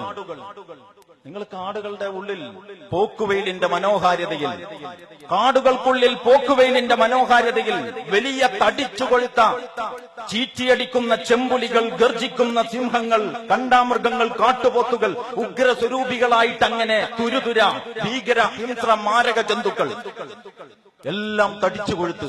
അവിടെ മാവേലി സ്റ്റോർ ഒന്നുമില്ല. അവിടെ FCI ഗോഡൌണിൽ നിന്ന് ചാക്കിറക്കുമ്പോ കൊഴിഞ്ഞു പോകുന്നത് തിന്നാൻ പോലുമുള്ള സംവിധാനമില്ല. ആലോചിച്ച് നോക്കണം. എന്തിനിത് പറയുന്നു എന്ന് ചോദിച്ചാൽ ബുദ്ധി പ്രയോഗിച്ചാൽ മാത്രമേ ഇസ്ലാമിനെ മനസ്സിലാക്കാൻ കഴിയൂ എന്ന് പറയാനാണ്. ആ ബുദ്ധി എന്ന് പറയുന്നത് നമ്മുടെ എല്ലാവരുടെയും വിശേഷ ബുദ്ധി തന്നെയാണ്, അതിബുദ്ധി വേണ്ട. അതുകൊണ്ട് കാടുകൾ, ആ കാടുകൾക്കുള്ളിൽ കോടാനുകോടി വരുന്ന ജീവജാലങ്ങൾ. അപ്പൊ നിങ്ങൾ പറയും ഇതിപ്പോ തടിച്ചു കൊഴുത്തിയിൽ ഇയാൾക്ക് ബന്ധം അത്ര വലിയ അത്ഭുതം ചോദിക്കാനും പറയാനും ആരെങ്കിലും ഉണ്ടോ? പോലീസ് പെട്രോളിങ്ങോ അല്ലെങ്കിൽ ചെക്ക് പോസ്റ്റോ ഉണ്ടോ? കയ്യൂക്കുള്ളവൻ കാര്യക്കാരൻ എന്നല്ലേ കാട്ടുനീതി. അതുകൊണ്ട് തിന്ന് മുടിക്കല്ലേ പാവപ്പെട്ടവങ്ങളെ പിടിച്ചിട്ട്. അങ്ങനെ തിന്നൊന്നുമില്ല. ഫ്രിഡ്ജ് ഉണ്ടാക്കിയിട്ട് ഞാൻ ഇന്നത്തേക്ക് വേണ്ടത് മാത്രം തിന്നാൽ നാളത്തേക്കുണ്ടാവുകയില്ല എന്ന് കരുതിയിട്ട് എല്ലാം പല പാക്കറ്റുകളിലുമാക്കി പാവപ്പെട്ടവൻ അവിടെ പട്ടിണി കിടക്കുമ്പോ ഇപ്പുറത്ത് സൂക്ഷിച്ചു വെക്കുന്ന സംസ്കാരം കാട്ടിലല്ല നാട്ടിലാണെന്ന് നിങ്ങൾ അറിയണം. അങ്ങനെ ഒരു കോഴി 2 മാസം ഭൂമിയിൽ താമസിക്കുകയും 2 കൊല്ലം ഫ്രീസറിലിരിക്കുകയും ചെയ്യുന്നു എന്നുള്ളത് കാട്ടിലെ കഥയല്ല, നാട്ടിലെ സ്ഥിതിയാണ് എന്ന് നിങ്ങൾ ഓർക്കണം. അതുകൊണ്ട് കാടുകൾ. അപ്പോ വലിയ ജീവികളെ വിടാം, എല്ലാം തടിച്ചു കൊടുത്ത് സമ്മതിച്ചു. ഞാൻ പറയുന്നു പോക്കുവെയിലിന്റെ മനോഹാരിതയിൽ മുയലുകളുടെ കൂട്ടങ്ങൾ, മാൻപേടകളുടെ സംഘങ്ങൾ. പോക്കുവെയിലിന്റെ മനോഹാരിതയിൽ മുയലുകളുടെ കൂട്ടങ്ങൾ, മാൻപേടകളുടെ സംഘങ്ങൾ എല്ലാം തടിച്ചു കൊഴുത്ത്.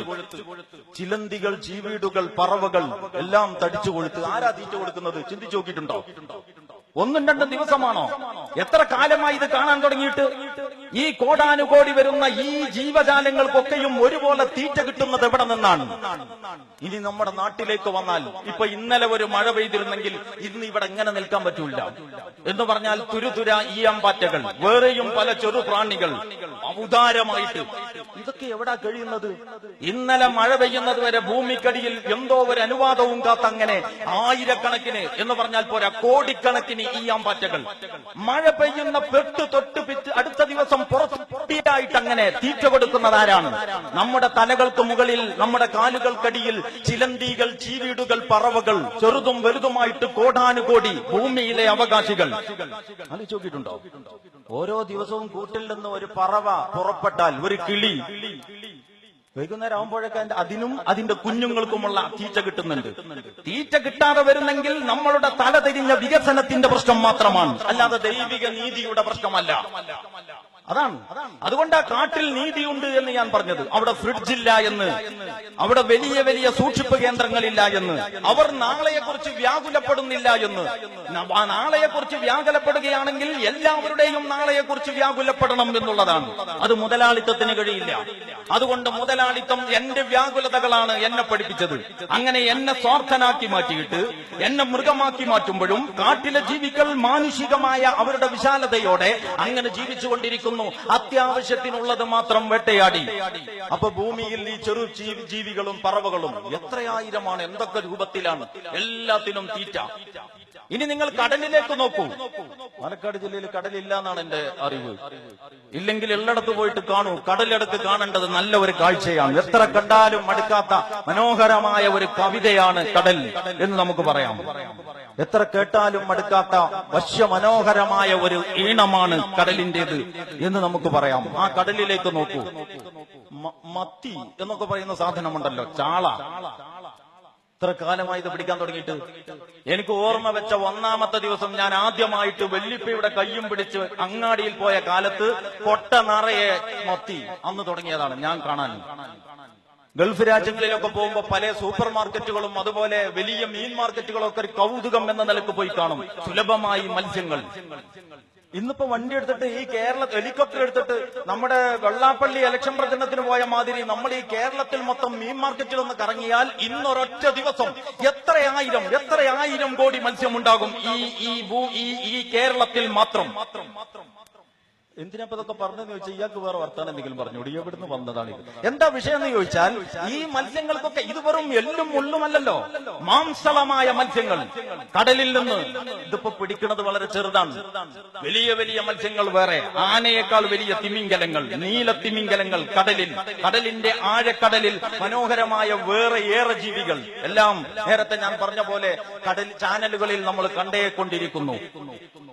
എന്റെ ചോദ്യം ഇതാണ്, ഞാനത് വിസ്തരിച്ചു പറയുന്നില്ല. എന്റെ ചോദ്യം ഇതാണ്, ആ കാട്ടിലും ഈ കരയിലും ആ കടലിലും ഈ കോടാനുകോടി വരുന്ന ജീവജാലങ്ങളെ തീറ്റിപ്പോറ്റുന്നവൻ ആരാണ്? നിങ്ങളാണോ? നിങ്ങൾക്ക് എന്തെങ്കിലും പങ്കുണ്ടോ? അതാണ് പടച്ച തമ്പുരാൻ ചോദിച്ചത്, ഇവരാരെങ്കിലും ഒരു ഈച്ചയെ പടച്ചിട്ടുണ്ടോ? ഈച്ച ഇവരുടെ മുമ്പിലുള്ളത് ഈ കാണിക്ക തട്ടിയെടുക്കാൻ വന്നാൽ ഈച്ചയെ തടയാൻ ഇവർക്ക് കഴിയുമോ? അപ്പൊ ജമാഅത്തെ ഇസ്ലാമി ദൈവിക വ്യവസ്ഥ എന്ന് പറഞ്ഞിട്ടുള്ളത് ഏതെങ്കിലും ഒരു ദൈവത്തിന്റെ വ്യവസ്ഥ എന്ന നിലക്കല്ല, പ്രപഞ്ചനാഥന്റെ വ്യവസ്ഥ എന്ന നിലക്കാണ്. ഈ പ്രപഞ്ചത്തിനൊരു താളമുണ്ട്.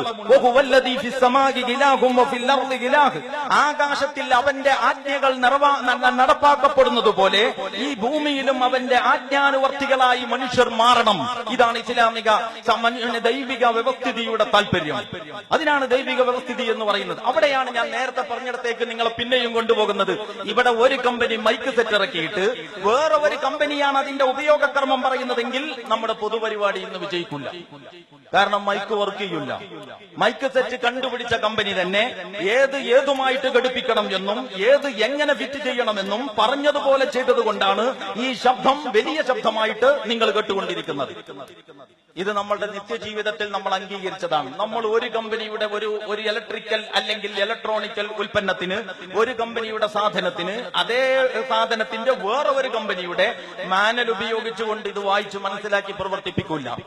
മനുഷ്യൻ എന്ന ഈ അത്ഭുത പ്രതിഭാസത്തെ, ഏതത്ഭുത പ്രതിഭാസത്തെ? എന്റെ കണ്ണ് പോലെ കണ്ണില്ലാത്ത, എന്റെ വിരലഗ്രം പോലെ വിരലഗ്രമില്ലാത്ത, എന്റെ ഗന്ധം പോലെ ഗന്ധമില്ലാത്ത ഈ സവിശേഷതകൾ എത്രയായിരം കോടി മനുഷ്യരുണ്ടോ അത്രയായിരം കോടി മനുഷ്യർക്ക് വെവ്വേറെ നൽകിയ ആ അത്ഭുത സുന്ദര പ്രതിഭാസമായ ഈ ഉൽപ്പന്നത്തെ വിപണിയിൽ ഇറക്കിയ കമ്പനി ഇതിന്റെ കൂടെ വല്ല കാറ്റലോഗും ഇറക്കിയിട്ടുണ്ടോ? ഇതാണ് ചോദ്യം. ഉണ്ടെങ്കിൽ ഞാൻ പറയുന്നു, ആ ദൈവികമായ കാറ്റലോഗിനെയാണ് ഇസ്ലാമിക ശരീഅത്ത് അല്ലെങ്കിൽ മതം എന്ന് പറയുന്നത്. അതിന്റെ ലാസ്റ്റ് എഡിഷൻ മുഹമ്മദ് നബി സല്ലല്ലാഹു അലൈഹി വസല്ലമയിലൂടെ നമുക്ക് വന്നു ലഭിച്ച അതിന്റെ ലാസ്റ്റ് എഡിഷൻ, അതിനെയാണ് നമ്മൾ വിശുദ്ധ ഖുർആൻ എന്ന് പറയുന്നത്. ഇതൊക്കെ ഇപ്പൊ ഞാൻ പറഞ്ഞത് ഇസ്ലാമിക ശരീഅത്ത് എന്ന് പറഞ്ഞാൽ പേഴ്സണൽ ലോ അല്ല. നമുക്ക് ആ ചർച്ചയിലേക്ക് തന്നെ പോകാം. ഇസ്ലാമിക ശരീഅത്ത് എന്ന് പറഞ്ഞാൽ പേഴ്സണൽ ലോ അല്ല. അതിനിങ്ങനെ ഒരു ഉദാഹരണം പറയാം, നിങ്ങളൊന്ന് കേട്ടു നോക്കൂ. നമ്മളൊരു മനോഹരമായ കടലിൽ, മനോഹരമായ ഒരു കപ്പലിൽ, അനുകൂലമായ കാലാവസ്ഥയിൽ, മനോഹരമായ ഒരു കപ്പലിൽ അനുകൂലമായ കാലാവസ്ഥയിൽ നമ്മൾ കാറ്റിലൂടെ കടലിലൂടെ അങ്ങനെ സഞ്ചരിച്ചു കൊണ്ടിരിക്കുമ്പോ പ്രത്യേകിച്ച് പ്രശ്നമൊന്നുമില്ല, എല്ലാവരും ഹാപ്പിയാണ്. കാറ്റും കോളും വന്നു, നാല് ഭാഗത്തു നിന്നും തിരമാലകൾ വന്നിട്ട് ആർത്തിരമ്പി ഈ കപ്പലിന്റെ പലകയിൽ ആഞ്ഞടിക്കാൻ തുടങ്ങി, ആണികൾ ഇളകാൻ തുടങ്ങി. കപ്പലിനകത്തേക്ക് വെള്ളം കയറി എന്നല്ല, കപ്പൽ മുങ്ങി. ആളുകൾ ഉദാരമായി വെള്ളം കുടിച്ചു. അങ്ങനെ മരണത്തോട് മല്ലടിക്കുന്ന സമയത്ത് ഈ മനോഹരമായ ഒരു കപ്പലിന്റെ പലക, ഒരു സാമാന്യം വലിപ്പമുള്ള ഒരു പലക, ഓർക്കണം, മനോഹരമായ കപ്പൽ പൊളിഞ്ഞിട്ട് എല്ലാവരും മൂക്കറ്റം വെള്ളം കുടിച്ചുകൊണ്ടിരിക്കുമ്പോ ആ മനോഹരമായ കപ്പലിന്റെ സാമാന്യം വീതിയുള്ള ഒരു പലക ഓളം വെട്ടി ഇവരുടെ മുമ്പിൽ വന്നു. ഇവരാ പലകയിൽ കയറിയിരുന്നു. ഈ പലക കിട്ടിയത് തന്നെ വലിയ ഭാഗ്യം എന്നിവർ കരുതി. നല്ല ഒരു കപ്പൽ ഉണ്ടായിരുന്നല്ലോ നമുക്ക് എന്ന കഥയെ ഇവർ മറന്നു. ഇങ്ങനെ ഒരു യാത്രാ സംഘം ഉണ്ടെങ്കിൽ ആ യാത്രാ സംഘത്തിന്റെ സ്ഥിതി എന്തോ ഇതാണ് ഈ പേഴ്സണൽ ലോ എന്ന് പറഞ്ഞു നടക്കുന്ന ശരീഅത്തെന്ന് കരുതുന്ന ആളുകളുടെ സ്ഥിതി എന്ന് നിങ്ങൾ മനസ്സിലാക്കണം. ഇതൊരു പലക മാത്രമാണ്, സാക്ഷാൽ കപ്പലൊന്ന് വേറെയാണ്. ആ കപ്പൽ അതിന്റെ പൂർണ്ണതയോടെ ആ കപ്പലിൽ അതിന്റെ പൂർണ്ണതയോടെ യാത്ര ചെയ്ത കാലത്ത് ഇസ്ലാമിക സമൂഹം അത്ഭുതങ്ങൾ ഉണ്ടാക്കിയിട്ടുണ്ട്. കുന്തും ഖൈറ ഉമ്മത്തിൻ ഉഖ്രിജത് ലിന്നാസ്. അതുകൊണ്ട് ഏതെങ്കിലും ഒരു പലകയിൽ കൂടലല്ല, ആ കപ്പലിനെ സമഗ്രമായി ഉൾക്കൊള്ളലാണ് സന്തുലിതത്വം എന്ന്. അതുകൊണ്ട് ഇസ്ലാമിനെ അതിന്റെ സന്തുലിതത്വത്തോടെ നിങ്ങൾ കാണണം എന്ന് പറയേണ്ടുന്ന ഒരു സാഹചര്യം ഇന്നിവിടെ വന്നിരിക്കുകയാണ്. ഞാൻ ആ ഒരു വർഷം ആ ചർച്ച ഇത്രയും പറഞ്ഞുകൊണ്ട് അവിടെ അവസാനിപ്പിക്കാം. പ്രിയമുള്ളവരെ, പറഞ്ഞതിന്റെ ചുരുക്കം ഇതാണ്: ഇസ്ലാമിക ശരീഅത്ത്, അതിൽ മതമുണ്ട്, അതിൽ ആത്മീയതയുണ്ട്, അതിൽ കൗടുംബികമായ കുടുംബപരമായ കാര്യമുണ്ട്, അതിൽ സാമ്പത്തിക അധ്യാപനങ്ങളുണ്ട്, അതിൽ രാഷ്ട്രമീമാംസാ തത്വങ്ങളുണ്ട്, അതിൽ ശിക്ഷാവിധികളുണ്ട്, അതിൽ യുദ്ധമുണ്ട്, സമാധാനമുണ്ട്. അങ്ങനെ സാധാരണ നമ്മൾ പറയാറുള്ളത് പോലെ അടുക്കള മുതൽ അന്താരാഷ്ട്ര വരെയും, പള്ളിയുടെ പരിപാലനം മുതൽ പട്ടിണിയുടെ പരിഹാരം വരെയും. വെറുതെ പറയുന്നതല്ല. ലീലാഫി ഖുറൈശ്, നിങ്ങൾ ഖുർആൻ എടുത്ത് ഓതി നോക്ക്. സൂറത്ത് ഖുറൈശ് നമ്മുടെ കുട്ടികൾക്കൊക്കെ അറിയാം. ലീലാഫി ഖുറൈശ് ഇലാഫിഹിം റിഹലത ശിതാഇ വസ്സൈഫ് ഫൽയഅബുദു റബ്ബ ഹാദൽ ബൈത്തിൽ ലദീ അത്അമഹും മിൻ ജൂഅ് വആമനഹും മിൻ ഖൗഫ്. ഇവിടെ അപ്പം മതമല്ല പ്രശ്നം, എരിയുന്ന വയറിന്റെ വിളിയാണ് പ്രശ്നം എന്ന് മുദ്രാവാക്യം വിളിച്ചവരുണ്ടല്ലോ. ഞാൻ ചോദിക്കട്ടെ, ഇവിടെ ഈ വിശുദ്ധ ഖുർആനിന്റെ ഈ പ്രാഥമികമായ അധ്യായത്തിന്റെ ഉള്ളടക്കം മനസ്സിലാക്കാൻ ഈ പറയുന്നവർ ശ്രമിച്ചിട്ടുണ്ടോ? മതങ്ങൾക്ക് അപ്പം പ്രശ്നമല്ല, രാഷ്ട്രീയക്കാർക്ക് ആത്മാവും പ്രശ്നമല്ല. ഇങ്ങനെ ഒരു വീതം വിപ്പ് ഇവിടെ നിലവിലുണ്ട്. ജമാഅത്തെ ഇസ്ലാമിക്ക് അത് മനസ്സിലായിട്ടില്ല. അത് എന്തുകൊണ്ട് മനസ്സിലായില്ല എന്ന് ചോദിച്ചാൽ, ഞങ്ങളുടെ കയ്യിലുള്ളത് വിശുദ്ധ ഖുർആനാണ്. വിശുദ്ധ ഖുർആൻ പഠിപ്പിക്കുന്നത് ഇങ്ങനെയാണ്, അതുകൊണ്ട് അവർ അറബികൾ ചൂട് കാലാവസ്ഥകളെയും തണുപ്പൻ കാലാവസ്ഥകളെയും അതിജയിക്കുവാനുള്ള യാത്രകളുമായി ബന്ധപ്പെടുത്തിയ ഒരു മെക്കാനിസം ശീലിപ്പിക്കപ്പെട്ട ആ ഖുറൈശി ജനത, അവരെ പറ്റി പറഞ്ഞിട്ട് അല്ലാഹു പറയാം, അതുകൊണ്ടവർ ഈ ഭവനത്തിന്റെ നാഥന് വണങ്ങി വഴങ്ങി വിധേയമായി നിലകൊള്ളട്ടെ. അവൻ അവരുടെ വിശപ്പകറ്റി,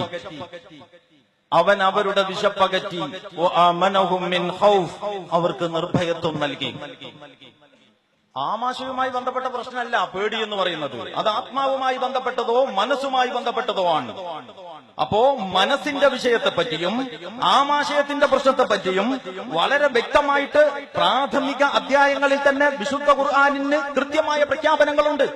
ഞങ്ങൾ മതത്തിന്റെ ആളുകളാണ്, ഞങ്ങൾ രാഷ്ട്രീയത്തിലേക്കില്ല, നിങ്ങൾ രാഷ്ട്രീയത്തിന്റെ ആളുകളല്ലേ, ഇങ്ങോട്ട് വന്ന അഭിപ്രായം പറയണ്ട എന്ന് നമ്മുടെ മതപണ്ഡിതന്മാര് പറയാറുണ്ടല്ലോ. ഈ വിഭജനം ഞങ്ങൾക്ക് മനസ്സിലായിട്ടില്ല.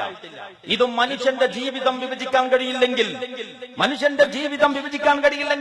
ആ ജീവിതത്തെ കൈകാര്യം ചെയ്യുന്നതിന് പടച്ച തമ്പുരാൻ നൽകിയ ശരീഅത്തിനെയും വിഭജിക്കാൻ കഴിയില്ല, മതത്തെയും വിഭജിക്കാൻ സാധ്യമല്ല. അതുകൊണ്ട് ഓരോന്നിനും അതാതിൻ്റെതായ ഒരു സ്ഥാനമുണ്ട്, ഓരോന്നിനും അതിൻ്റെതായ ഒരു ക്രമമുണ്ട്.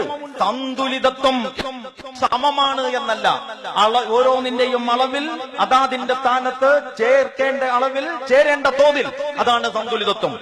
ഇത് ദൈവികമായി മാത്രം സാധ്യമായ സംഗതിയാണ്. ഞാൻ അതിന്റെ മറ്റു കാര്യങ്ങളിലേക്ക് ഇപ്പൊ കടക്കുന്നില്ല.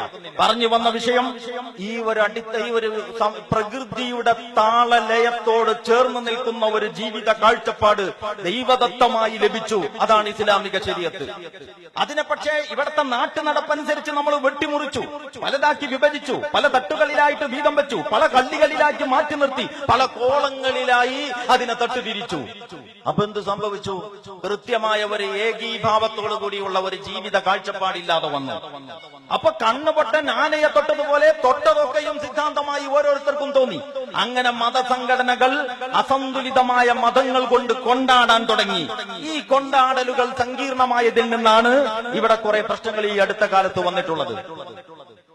സന്തുലിതമായ ഇസ്ലാമിനെ അങ്ങനെ തന്നെ ഉൾക്കൊള്ളാത്തതിന്റെ ഫലമാണ് സായുധ ജിഹാദിലേക്കുള്ള തലമുറകളിൽ ആളുകളിൽ നിന്നുണ്ടായ പിന്നെ ആ ഒരു വഴിതെറ്റിയ സഞ്ചാരം എന്ന് ഞങ്ങൾക്ക് അഭിപ്രായമുണ്ട്. ജമാഅത്തെ ഇസ്ലാമി സയ്യിദ് അബുൽ അല മൗദൂദിയാണ് സകല തീവ്രവാദത്തിന്റെയും ഹെഡ് ഓഫീസ്, മാസ്റ്റർ ബ്രെയിൻ എന്ന് പ്രസംഗിച്ചുകൊണ്ട് അതിനായിട്ട് തന്നെ വഖഫ് ചെയ്യപ്പെട്ട കുറെ ആളുകളുണ്ട്. അവർക്ക് വേറൊന്നും വിഷയമല്ല. ഇന്ത്യ രാജ്യത്ത് അഭിമുഖീകരിക്കുന്ന യഥാർത്ഥത്തിലുള്ള പ്രശ്നം എന്താണോ അതുപോലും അവർക്ക് പ്രശ്നമല്ല. മാവോവാദി പ്രശ്നത്തെ കുറിച്ച് അവർ പറഞ്ഞാൽ അത്രയും അളവിൽ അതുണ്ട് എന്ന് നമുക്ക് മനസ്സിലാക്കാം. സയ്യിദ് അബുൽ അല മൗദൂദിയുടെ പുസ്തകങ്ങൾ വായിച്ചു പഠിച്ചാൽ, ജമാഅത്തെ ഇസ്ലാമിയുടെ പാർട്ടി പ്രവേശനത്തിന്റെ സംഘടനാ വ്യവസ്ഥയുടെ ഘടന എന്താണെന്ന് ചോദിച്ചാൽ, ഇതിൽ അംഗമാകണമെങ്കിൽ 500 രൂപ, അതിന്റെ താഴെയുള്ള ആ പദവിയിൽ വരണമെങ്കിൽ 250 രൂപ എന്ന മട്ടിലല്ല. ജമാഅത്തെ ഇസ്ലാമിയുടെ സംഘടനാ വ്യവസ്ഥയിൽ മെമ്പർഷിപ്പ് ഫീ എന്ന് പറയുന്ന പരിപാടി ഇല്ല. അതേസമയം ഉള്ളത് ഇന്ന പുസ്തകം വായിക്കണം. ജമാഅത്തിന്റെ കാർക്കുൻ എന്ന് ഉറുദുവിൽ പറഞ്ഞാൽ വർക്കർ എന്ന് നമുക്ക് ഇംഗ്ലീഷിൽ പറയാം, പ്രവർത്തകൻ എന്ന് മലയാളത്തിൽ പറയാം. ഒരാൾ ജമാഅത്തെ ഇസ്ലാമിയുടെ പ്രവർത്തകനാകണമെങ്കിൽ 5 പുസ്തകം വായിക്കണം. ഒരാൾ ജമാഅത്തെ ഇസ്ലാമിയുടെ അംഗമാകണമെങ്കിൽ 14 പുസ്തകം വായിക്കണം. ഇങ്ങനെയാണ് വ്യവസ്ഥ. ഈ പുസ്തകങ്ങളിൽ മിക്കതും സയ്യിദ് അബുൽ അല മൗദൂദിയുടേതാണ്.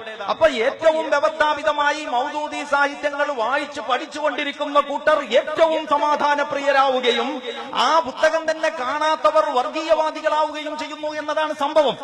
എന്നിട്ട് മൗദൂദിയാണ് സകല തീവ്രവാദത്തിന്റെയും മാസ്റ്റർ ബ്രെയിൻ. ആ വിഷയത്തിൽ നിങ്ങൾ സംവാദത്തിന് സന്നദ്ധമാണോ എന്ന് വെല്ലുവിളിച്ചതായിട്ട് ഈ അടുത്ത് ഒരു വിദ്വാന്റെ വെല്ലുവിളി കാണാനിടയായി. നമുക്കവരോട് പറയാനുള്ളത്, ചോദിക്കാനുള്ളത്, നിങ്ങൾ സയ്യിദ് അബുൽ അല മൗദൂദിയുടെ ഏതെങ്കിലും ഒരു പുസ്തകം ഒരാവർത്തി പൂർണ്ണമായി വായിച്ചിട്ടുണ്ടോ? വളരെ ലളിതമായ ചോദ്യമാണ്. ഞങ്ങളിവിടെ കമ്മ്യൂണിസത്തെ കുറിച്ച് പറയുന്നത് ക്യാപിറ്റൽ ഉൾപ്പെടെയുള്ള പുസ്തകങ്ങൾ വായിച്ചതിന് ശേഷമാണ്. ഞങ്ങൾ ഇവിടെ വിചാരധാര വിശകലനം ചെയ്തതിന് ശേഷമാണ് സംഘപരിവാർ അജണ്ടകളെ കുറിച്ച് പറഞ്ഞുകൊണ്ടിരിക്കുന്നത്. കാരണം ഞങ്ങൾ പ്രതിനിധാനം ചെയ്യുന്ന ആദർശ ഗ്രന്ഥത്തിന്റെ ഒന്നാമത്തെ ആഹ്വാനം വായന എന്നതാണ്. അതുകൊണ്ട് ഇന്ത്യ രാജ്യത്ത് അക്ഷരം കൊണ്ട് അമ്മാനമാടി ഗ്രന്ഥരചന നടത്തി വ്യക്തിമുദ്ര പതിപ്പിച്ച ഏതെങ്കിലും സംഘമുണ്ടെങ്കിൽ അത് ഇന്ത്യയിലെ ഇസ്ലാമിക പ്രസ്ഥാനമാണ്. നമ്പർ 1. ഞാൻ ഖണ്ഡന ഭയം കൂടാതെ പറയുന്നു. നിങ്ങൾ ഉറുദുവിലേക്ക് നോക്കൂ, നിങ്ങൾ ഹിന്ദി ഭാഷയിൽ നോക്കൂ, നിങ്ങൾ ഇംഗ്ലീഷ് ഭാഷയിൽ, ഇന്ത്യ രാജ്യത്തിനകത്തെ കാര്യമാണ് ഞാൻ പറയുന്നത്. ഇന്ത്യ രാജ്യത്തിനകത്ത് ഇംഗ്ലീഷ് ഭാഷയിൽ സമഗ്രമായ ഇസ്ലാമിനെ പ്രതിനിധാനം ചെയ്യുന്നതും ആരുടെ മുമ്പിലും ധൈര്യമായിട്ട് കൊണ്ടുപോയി കൊടുക്കാവുന്നതുമായ ഗ്രന്ഥങ്ങൾ സംഭാവന ചെയ്തിട്ടുള്ള പുസ്തകം എന്ന ഗ്രന്ഥശാല മർക്കസി മക്തബ ഇസ്ലാമി ജമാഅത്തെ ഇസ്ലാമിയുടേതാണ്. കേരളക്കരയിലേക്ക് നിങ്ങൾ വരൂ. ഇവിടെ മലയാളത്തിൽ സമഗ്രമായ ഇസ്ലാമിനെ ഏതൊരാൾക്കും വായിച്ചു മനസ്സിലാക്കാവുന്ന രീതിയിൽ ആയിരക്കണക്കിന് പുസ്തകങ്ങൾ നൂറുകണക്കിന് പുസ്തകങ്ങൾ തയ്യാറാക്കി ഇറക്കിയിട്ട് ഇന്ന് കൈരളിയിൽ ഈ തിരുവനന്തപുരം മുതൽ കാസർഗോഡ് വരെ എല്ലാ വീടുകളിലും വളരെ വ്യവസ്ഥാപിതമായിട്ട് IPH എന്ന് പറയുന്ന പ്രസാധക സംഘത്തിന്റെ ഒരു പുസ്തകമെങ്കിലും ഇല്ലാത്ത ഒരു വീടുണ്ടാകുമോ എന്നെനിക്ക് ചിലപ്പം തോന്നാറുണ്ട്. അത്ര ജനകീയമായ പ്രസാധക സംഘം ജമാഅത്തെ ഇസ്ലാമി പ്രവർത്തകർ നടത്തുന്നതാണ്. കേരളത്തിലെ മുസ്ലിം സമുദായത്തെ പ്രതിനിധാനം ചെയ്തുകൊണ്ട് തലയെടുപ്പുള്ള പത്രവും ചാനലും ഇസ്ലാമിക പ്രസ്ഥാനത്തിന്റെ പ്രവർത്തകർ നെയ്തെടുത്തിട്ടുള്ളതാണ്. എന്ന് പറഞ്ഞാൽ അക്ഷരങ്ങളോടും ആശയങ്ങളോടുമുള്ള ഞങ്ങളുടെ പ്രതിബദ്ധത മുഖവിലക്കെടുത്തുകൊണ്ടും ഉയർത്തിക്കാണിച്ചുകൊണ്ടും ഞാൻ ചോദിക്കുന്നു, ആശയ സംവാദത്തിന് വെല്ലുവിളിക്കുന്നവർ സയ്യിദ് മൗദൂദിയുടെ ഏതെങ്കിലും ഒരു പുസ്തകം ഒരാവർത്തി പൂർണ്ണമായിട്ട് വായിച്ചിട്ടുണ്ടോ? ഒറ്റയിരിപ്പിൽ വായിക്കാവുന്ന ചെറിയ ബുക്കുണ്ട്, അതെങ്കിലും ഒന്ന് വായിച്ചു എന്ന് പറയട്ടെ. അതും വായിച്ചിട്ടില്ല എന്ന് ഈ വിദ്വാൻ ചാനലിൽ ആ പുസ്തകം ഉദ്ധരിക്കുന്നത് കേട്ടപ്പോ ഞങ്ങൾക്ക് ബോധ്യമായി. അതുകൊണ്ട് ഞാൻ ആവർത്തിച്ചു പറയുന്നു, സയ്യിദ് മൗദൂദിയുടേതായി മലയാളത്തിൽ വെളിച്ചം കണ്ട, ഉറുദു അറിയില്ലെങ്കിൽ വേണ്ട, മലയാളത്തിൽ വെളിച്ചം കണ്ട, ഏതായാലും ഇപ്പൊ ജോലിയൊന്നുമില്ലല്ലോ, അപ്പൊ ഈ അനുകൂല സാഹചര്യം ഉപയോഗപ്പെടുത്തിയിട്ട് മലയാളത്തിൽ സയ്യിദ് മൗദൂദിയുടേതായി വെളിച്ചം കണ്ട പുസ്തകങ്ങൾ സമാധാനപൂർവ്വം ഒരാവർത്തി വായിച്ചതിന് ശേഷം എന്നിട്ടും സംശയമുണ്ടെങ്കിൽ സംവാദത്തിന് ഞങ്ങൾ സന്നദ്ധമാണ് എന്നാണ് ഞങ്ങൾക്ക് പറയാനുള്ളത്. കാരണം ജമാഅത്തെ ഇസ്ലാമി എന്ന പ്രസ്ഥാനത്തിന് തീവ്രവാദത്തോടുള്ള അതിന്റെ വിരോധം പ്രത്യയശാസ്ത്രപരമായ വിരോധമാണ്. വിശുദ്ധ ഖുർആൻ മുസ്ലിങ്ങളെ ഉമ്മത്തൻ വസത്ത് എന്ന് വിശേഷിപ്പിച്ചിട്ടുണ്ട്. ഉമ്മത്തൻ വസത്ത് എന്ന് പറഞ്ഞാൽ മധ്യമ നിലപാടാണത്. മധ്യമ സമുദായം അല്ലെങ്കിൽ ഉത്തമ സന്തുലിത സമുദായം എന്ന് പറയാം. അറ്റം വസത്ത് എന്ന് പറഞ്ഞാൽ നടു. ഇംഗ്ലീഷിൽ തീവ്രവാദത്തിന് എന്താ പറയാറ്? ഇംഗ്ലീഷിൽ തീവ്രവാദത്തിന് എക്സ്ട്രീമിസം എന്നാണ്. അറബിയിൽ തതറുഫ് എന്നാണ്. അറബിയിൽ തൊറഫ് എന്ന് പറഞ്ഞാൽ ഇംഗ്ലീഷിൽ എക്സ്ട്രീം എന്ന് പറയുന്ന അതേ അർത്ഥമാണ്. എന്ന് പറഞ്ഞാൽ അറ്റം. ഒരു വടിയെടുത്താൽ ഈ അറ്റം അതിന്റെ നടു.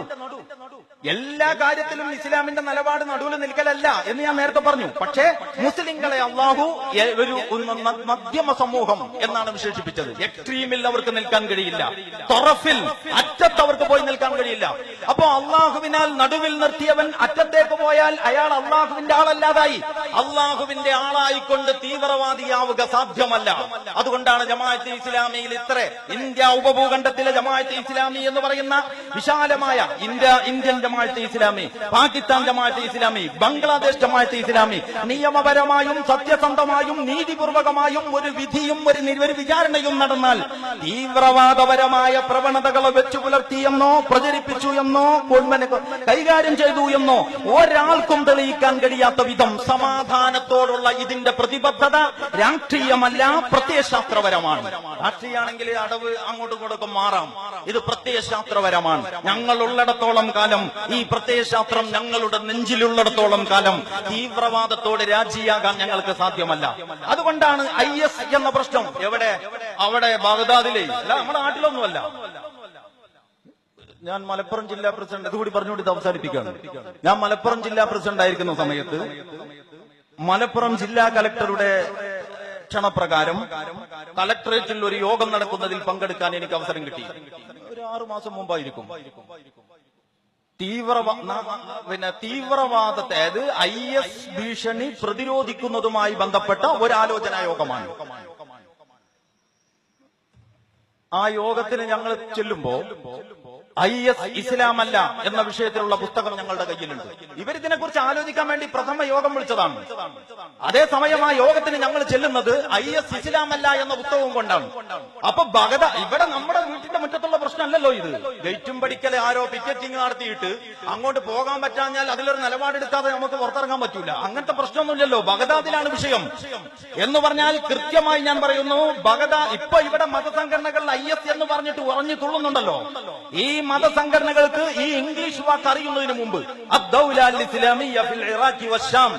സിറിയയിലും ഇറാഖിലുമായിട്ട് ഒരു ഇസ്ലാമിക രാഷ്ട്രം എന്ന് പറഞ്ഞുകൊണ്ട് സാമൂഹ്യ വിരുദ്ധ ശക്തികൾ ദീനുൽ ഇസ്ലാമിനെ വഷളാക്കാൻ വേണ്ടി കച്ചകെട്ടി രംഗത്ത് വരുന്നതിന് മുമ്പ്, ഇവരൊക്കെ അറിയുന്നതിന് മുമ്പ് 2015 സെപ്റ്റംബർ മാസത്തിൽ ജമാഅത്തെ ഇസ്ലാമി ക്യാമ്പയിൻ നടത്തിയിരിക്കുന്നു. IS ഇസ്ലാമല്ല ഈ കേരളത്തിൽ 2015 സെപ്റ്റംബറിൽ മതസംഘടനകൾ ചിന്തിച്ച് ഇപ്പൊ എത്തിയപ്പോ അവരെ വിഷയം ഇതിന്റെ ഉത്തരവാദിത്തം ഏതെങ്കിലും ഒരു കൂട്ടരുടെ പെരടിയിൽ വെച്ച് കെട്ടണം എന്നാ അവർ രക്ഷപ്പെട്ടു. അതിന്റെ ഉത്തരവാദിത്വം സലഫികൾക്കാണ്. എന്നാ പിന്നെ സലഫി അല്ലാത്തവരൊക്കെ രക്ഷപ്പെട്ടു എന്നാണ് ഈ സാധുക്കൾ കരുതുന്നത്. സലഫികൾ കരുതുന്നു മൗദൂദിക്കാണ്. എന്നാ പിന്നെ അവരും കൂടി രക്ഷപ്പെട്ടു എന്ന് അവർ കരുതുന്നു. ഇങ്ങനെ സ്വയം ഇരിക്കുന്ന വിവേകമില്ലാതെ ദീർഘവീക്ഷണമില്ലാതെ യാഥാർത്ഥ്യ ബോധമില്ലാതെ എവിടെയാണ് സംസാരിക്കുന്നതെന്നും എന്തിനെ പറ്റിയാണ് പറയുന്നതെന്നും അറിയാതെ ആരുടെയെങ്കിലും പരടിയിൽ വെച്ച് കെട്ടിയാൽ തീരുന്നതാണ് ഭീകരതയുടെ ഭീതി എന്ന് കരുതാൻ മാത്രം അല്പബുദ്ധികളായി പോയല്ലോ നമ്മുടെ സമുദായ നേതാക്കന്മാർ എന്ന ഒരു സങ്കടം ഞങ്ങൾക്കുണ്ട്. ഞാൻ പറയുന്നു, വളരെ കൃത്യമായിട്ട് ഞാൻ പറയുന്നു, ഇതുകൊണ്ടൊന്നും ഈ ഇരുട്ടുകൊണ്ടൊന്നും ഓട്ടയടക്കാൻ കഴിയില്ല. ആർജവമുള്ള നിലപാടെടുക്കാൻ നിങ്ങൾക്കാവണം. നിങ്ങളുടെ ഏറ്റവും ആർജവമുള്ള നിലപാട് നിങ്ങളുടെ അണികളോട്, നിങ്ങളുടെ പ്രഭാഷകന്മാരോട്, നിങ്ങളുടെ എഴുത്തുകാരോട്, നിങ്ങളുടെ പണ്ഡിതന്മാരോട് ഇസ്ലാം സന്തുലിതമാണ് എന്ന് അവർക്ക് മനസ്സിലാകുന്ന ഭാഷയിൽ നിങ്ങൾക്ക് പറയാൻ കഴിയുമോ? അതായിരിക്കും ഏറ്റവും വലിയ ചികിത്സ. അവിടെയാണ് ജമാഅത്തെ ഇസ്ലാമി ഉള്ളത്. അതിന്റെ ബാക്കി വിവരങ്ങൾ ഇവിടെ വേറെ വിഷയങ്ങളുമൊക്കെ ഇവിടെ ചർച്ച ചെയ്യപ്പെടുന്നത് കൊണ്ട് ഞാനിപ്പോ ഈ കുറഞ്ഞ നേരത്തെ സംസാരം ആ വിഷയത്തിലേക്ക് അധികം കൊണ്ടുപോകുന്നില്ല. ഒരു കാര്യവും കൂടി പറഞ്ഞ് ഞാനിത് അവസാനിപ്പിക്കാം. ജമാഅത്തെ ഇസ്ലാമിയുടെ പ്രവർത്തന രീതി സമാധാനപരമാണ് എന്ന് ഞാൻ നേരത്തെ പറഞ്ഞു. ആ സമാധാനത്തോടുള്ള ഇതിന്റെ പ്രതിബദ്ധത ഇതിന്റെ പ്രത്യയശാസ്ത്രപരമായ അടിത്തറകളിൽ നിന്നുണ്ടായതാണ് എന്നും ഞാൻ പറഞ്ഞു. ആ അടിസ്ഥാനപരമായ ആ ഒരു സമാധാനത്തോടുള്ള പ്രതിബദ്ധത വെച്ചുകൊണ്ട് മുസ്ലിം സമുദായത്തിന്റെ ഇടയിൽ സാമുദായിക സംസ്കരണത്തിന്റെ ചില അജണ്ടകളുമായി നിലകൊള്ളുന്ന ഒരു മതസംഘടനയാണ് ജമാഅത്തെ ഇസ്ലാമി എന്ന് നിങ്ങൾ ആരും തെറ്റിദ്ധരിക്കരുത് എന്നാണ് എനിക്ക് അവസാനം പറയാനുള്ളത്. എന്ന് പറഞ്ഞാൽ ജമാഅത്തെ ഇസ്ലാമിയുടെ അഭിസംബോധിതർ ഈ രാജ്യത്തിലെ എല്ലാ മനുഷ്യരുമാണ്. ഈ രാജ്യത്തിലെ എല്ലാ മനുഷ്യരുമാണ്. എല്ലാ മനുഷ്യരോടും കൃത്യമായും അവരുടെ ജീവിതത്തിന്റെ മർമ്മങ്ങളെ സ്പർശിക്കുന്ന ചില കാര്യങ്ങൾ ഞങ്ങൾക്ക് പറയാനുണ്ട്. അതിന്റെ ഒരു ചെറിയ ചുരുക്കം എന്റെ സംസാരത്തിന്റെ ആദ്യ ഭാഗത്ത് നിങ്ങൾ ആ കാട്ടിലേക്കും ഈ കരയിലേക്കും ആ കടലിലേക്കും നോക്കൂ. ഈ കോടാനുകോടി പക്ഷിമൃഗാദികൾക്ക് ഇടതടവില്ലാതെ തീറ്റ കൊടുത്ത് പരിപാലിക്കുന്ന നാഥൻ നിങ്ങളുടെ കാര്യത്തിൽ എന്തെങ്കിലും നിലപാടെടുത്തിട്ടുണ്ടോ എന്നാലോചിക്കാൻ നിങ്ങൾക്ക് ബാധ്യതയില്ലേ എന്ന് ഞാൻ ചോദിച്ചിട്ടുണ്ട്. അപ്പൊ ഈ രാജ്യത്തിലെ എല്ലാ മനുഷ്യരും അവരുടെ ജീവിതത്തെക്കുറിച്ച് ഗൗരവത്തോടെ ചിന്തിക്കണം. എന്നിട്ട് അതിന്റെ ഉള്ളടക്കം തീരുമാനിക്കണം. അപ്പോഴത്തെ അന്നന്നത്തെ കാര്യലാഭങ്ങൾക്ക് വേണ്ടി എന്തെങ്കിലും കുതന്ത്രം കാണിച്ചത് കൊണ്ട് ഒരാളും രക്ഷപ്പെടാൻ പോകുന്നില്ല നാളെ ദൈവത്തിന്റെ മുമ്പിൽ എന്ന് നിസ്സംശയം ഞങ്ങൾ നിങ്ങളെ സ്നേഹ സാഹോദര്യ ബുദ്ധി അറിയിക്കുകയാണ്. അതുകൊണ്ട് ജമാഅത്തെ ഇസ്ലാമിയുടെ പ്രബോധനം ഈ രാജ്യത്തിലെ എല്ലാ മനുഷ്യരോടുമാണ്. മുസ്ലിം സമുദായത്തോട് സവിശേഷമായിട്ട് ഞങ്ങൾ ചിലത് പറയുന്നു എന്നതിന്റെ അർത്ഥം ഇതിന്റെ അജണ്ട സമുദായത്തിൽ പരിമിതമാണ് എന്ന് തെറ്റിദ്ധരിക്കരുത്. ഈ രാജ്യത്തിലെ എല്ലാ മനുഷ്യരോടും ദൈവിക നീതിയിലധിഷ്ഠിതമായ ഒരു സന്തുലിത ജീവിതക്രമത്തെപ്പറ്റി കഴിഞ്ഞ 75 വർഷമായി സമാധാനപരമായി ആശയ പ്രബോധനം നടത്തിക്കൊണ്ടിരിക്കുന്ന ഈ സംഘടനയെയും അതിന്റെ അടിസ്ഥാനങ്ങളെയും സംബന്ധിച്ച് ഗൗരവപ്പെട്ട പഠനത്തിന് നിങ്ങൾ സന്നദ്ധമാകണം എന്നാണ് എനിക്ക് ആഹ്വാനം ചെയ്യാനുള്ളത്. അങ്ങനെ ഒരു പഠനം നടത്തിയിട്ട് ഇത് കൊള്ളൂല്ല എന്ന് നിങ്ങൾക്ക് തോന്നുകയാണെങ്കിൽ നമുക്കൊരു പരിഭവമില്ല.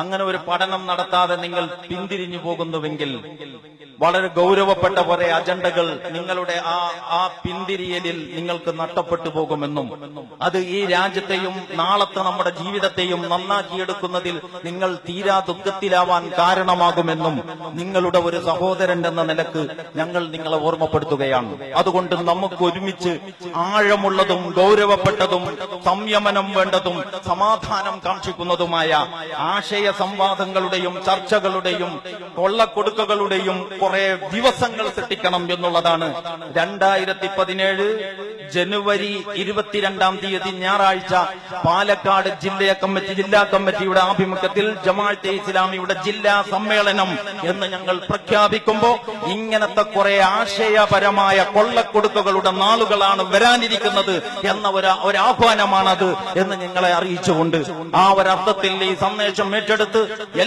ഓരോരുത്തരും ജനങ്ങളിലേക്ക് ഇറങ്ങി ഈ ദൈവികമായ ഉത്തരവാദിത്ത നിർവഹണത്തിൽ അവരവരുടേതായ പങ്ക് അടയാളപ്പെടുത്തണമെന്ന് ആ പ്രവർത്തകരോടും ഗുണകാംക്ഷികളോടും അപേക്ഷിച്ചുകൊണ്ട് ഈ ശബ്ദം കേട്ട ഇതിന്റെ പ്രവർത്തകരും സഹയാത്രികരും അല്ലാത്ത ആളുകളുണ്ടെങ്കിൽ ഇതിനെക്കുറിച്ച് ഗൗരവപൂർവമായ ഒരു പഠനത്തിന് നിങ്ങൾ സമയം കണ്ടെത്തണം എന്ന് അപേക്ഷിച്ചുകൊണ്ട് ഇത്രയും സമയം എന്നെ ശ്രദ്ധിച്ചവർക്ക് ജമാഅത്തെ ഇസ്ലാമി ഹിന്ദ് കേരള ഘടകത്തിന്റെ സ്നേഹോഷ്മളമായ അഭിവാദ്യങ്ങളും അനുമോദനങ്ങളും നേർന്നുകൊണ്ട് എന്റെ വാക്കുകൾ ഉപസംഹരിക്കുന്നു. അൽഹംദുലില്ലാഹി റബ്ബിൽ ആലമീൻ. അസ്സലാമു അലൈക്കും വറഹ്മത്തുള്ളാഹി വബറകാതുഹു.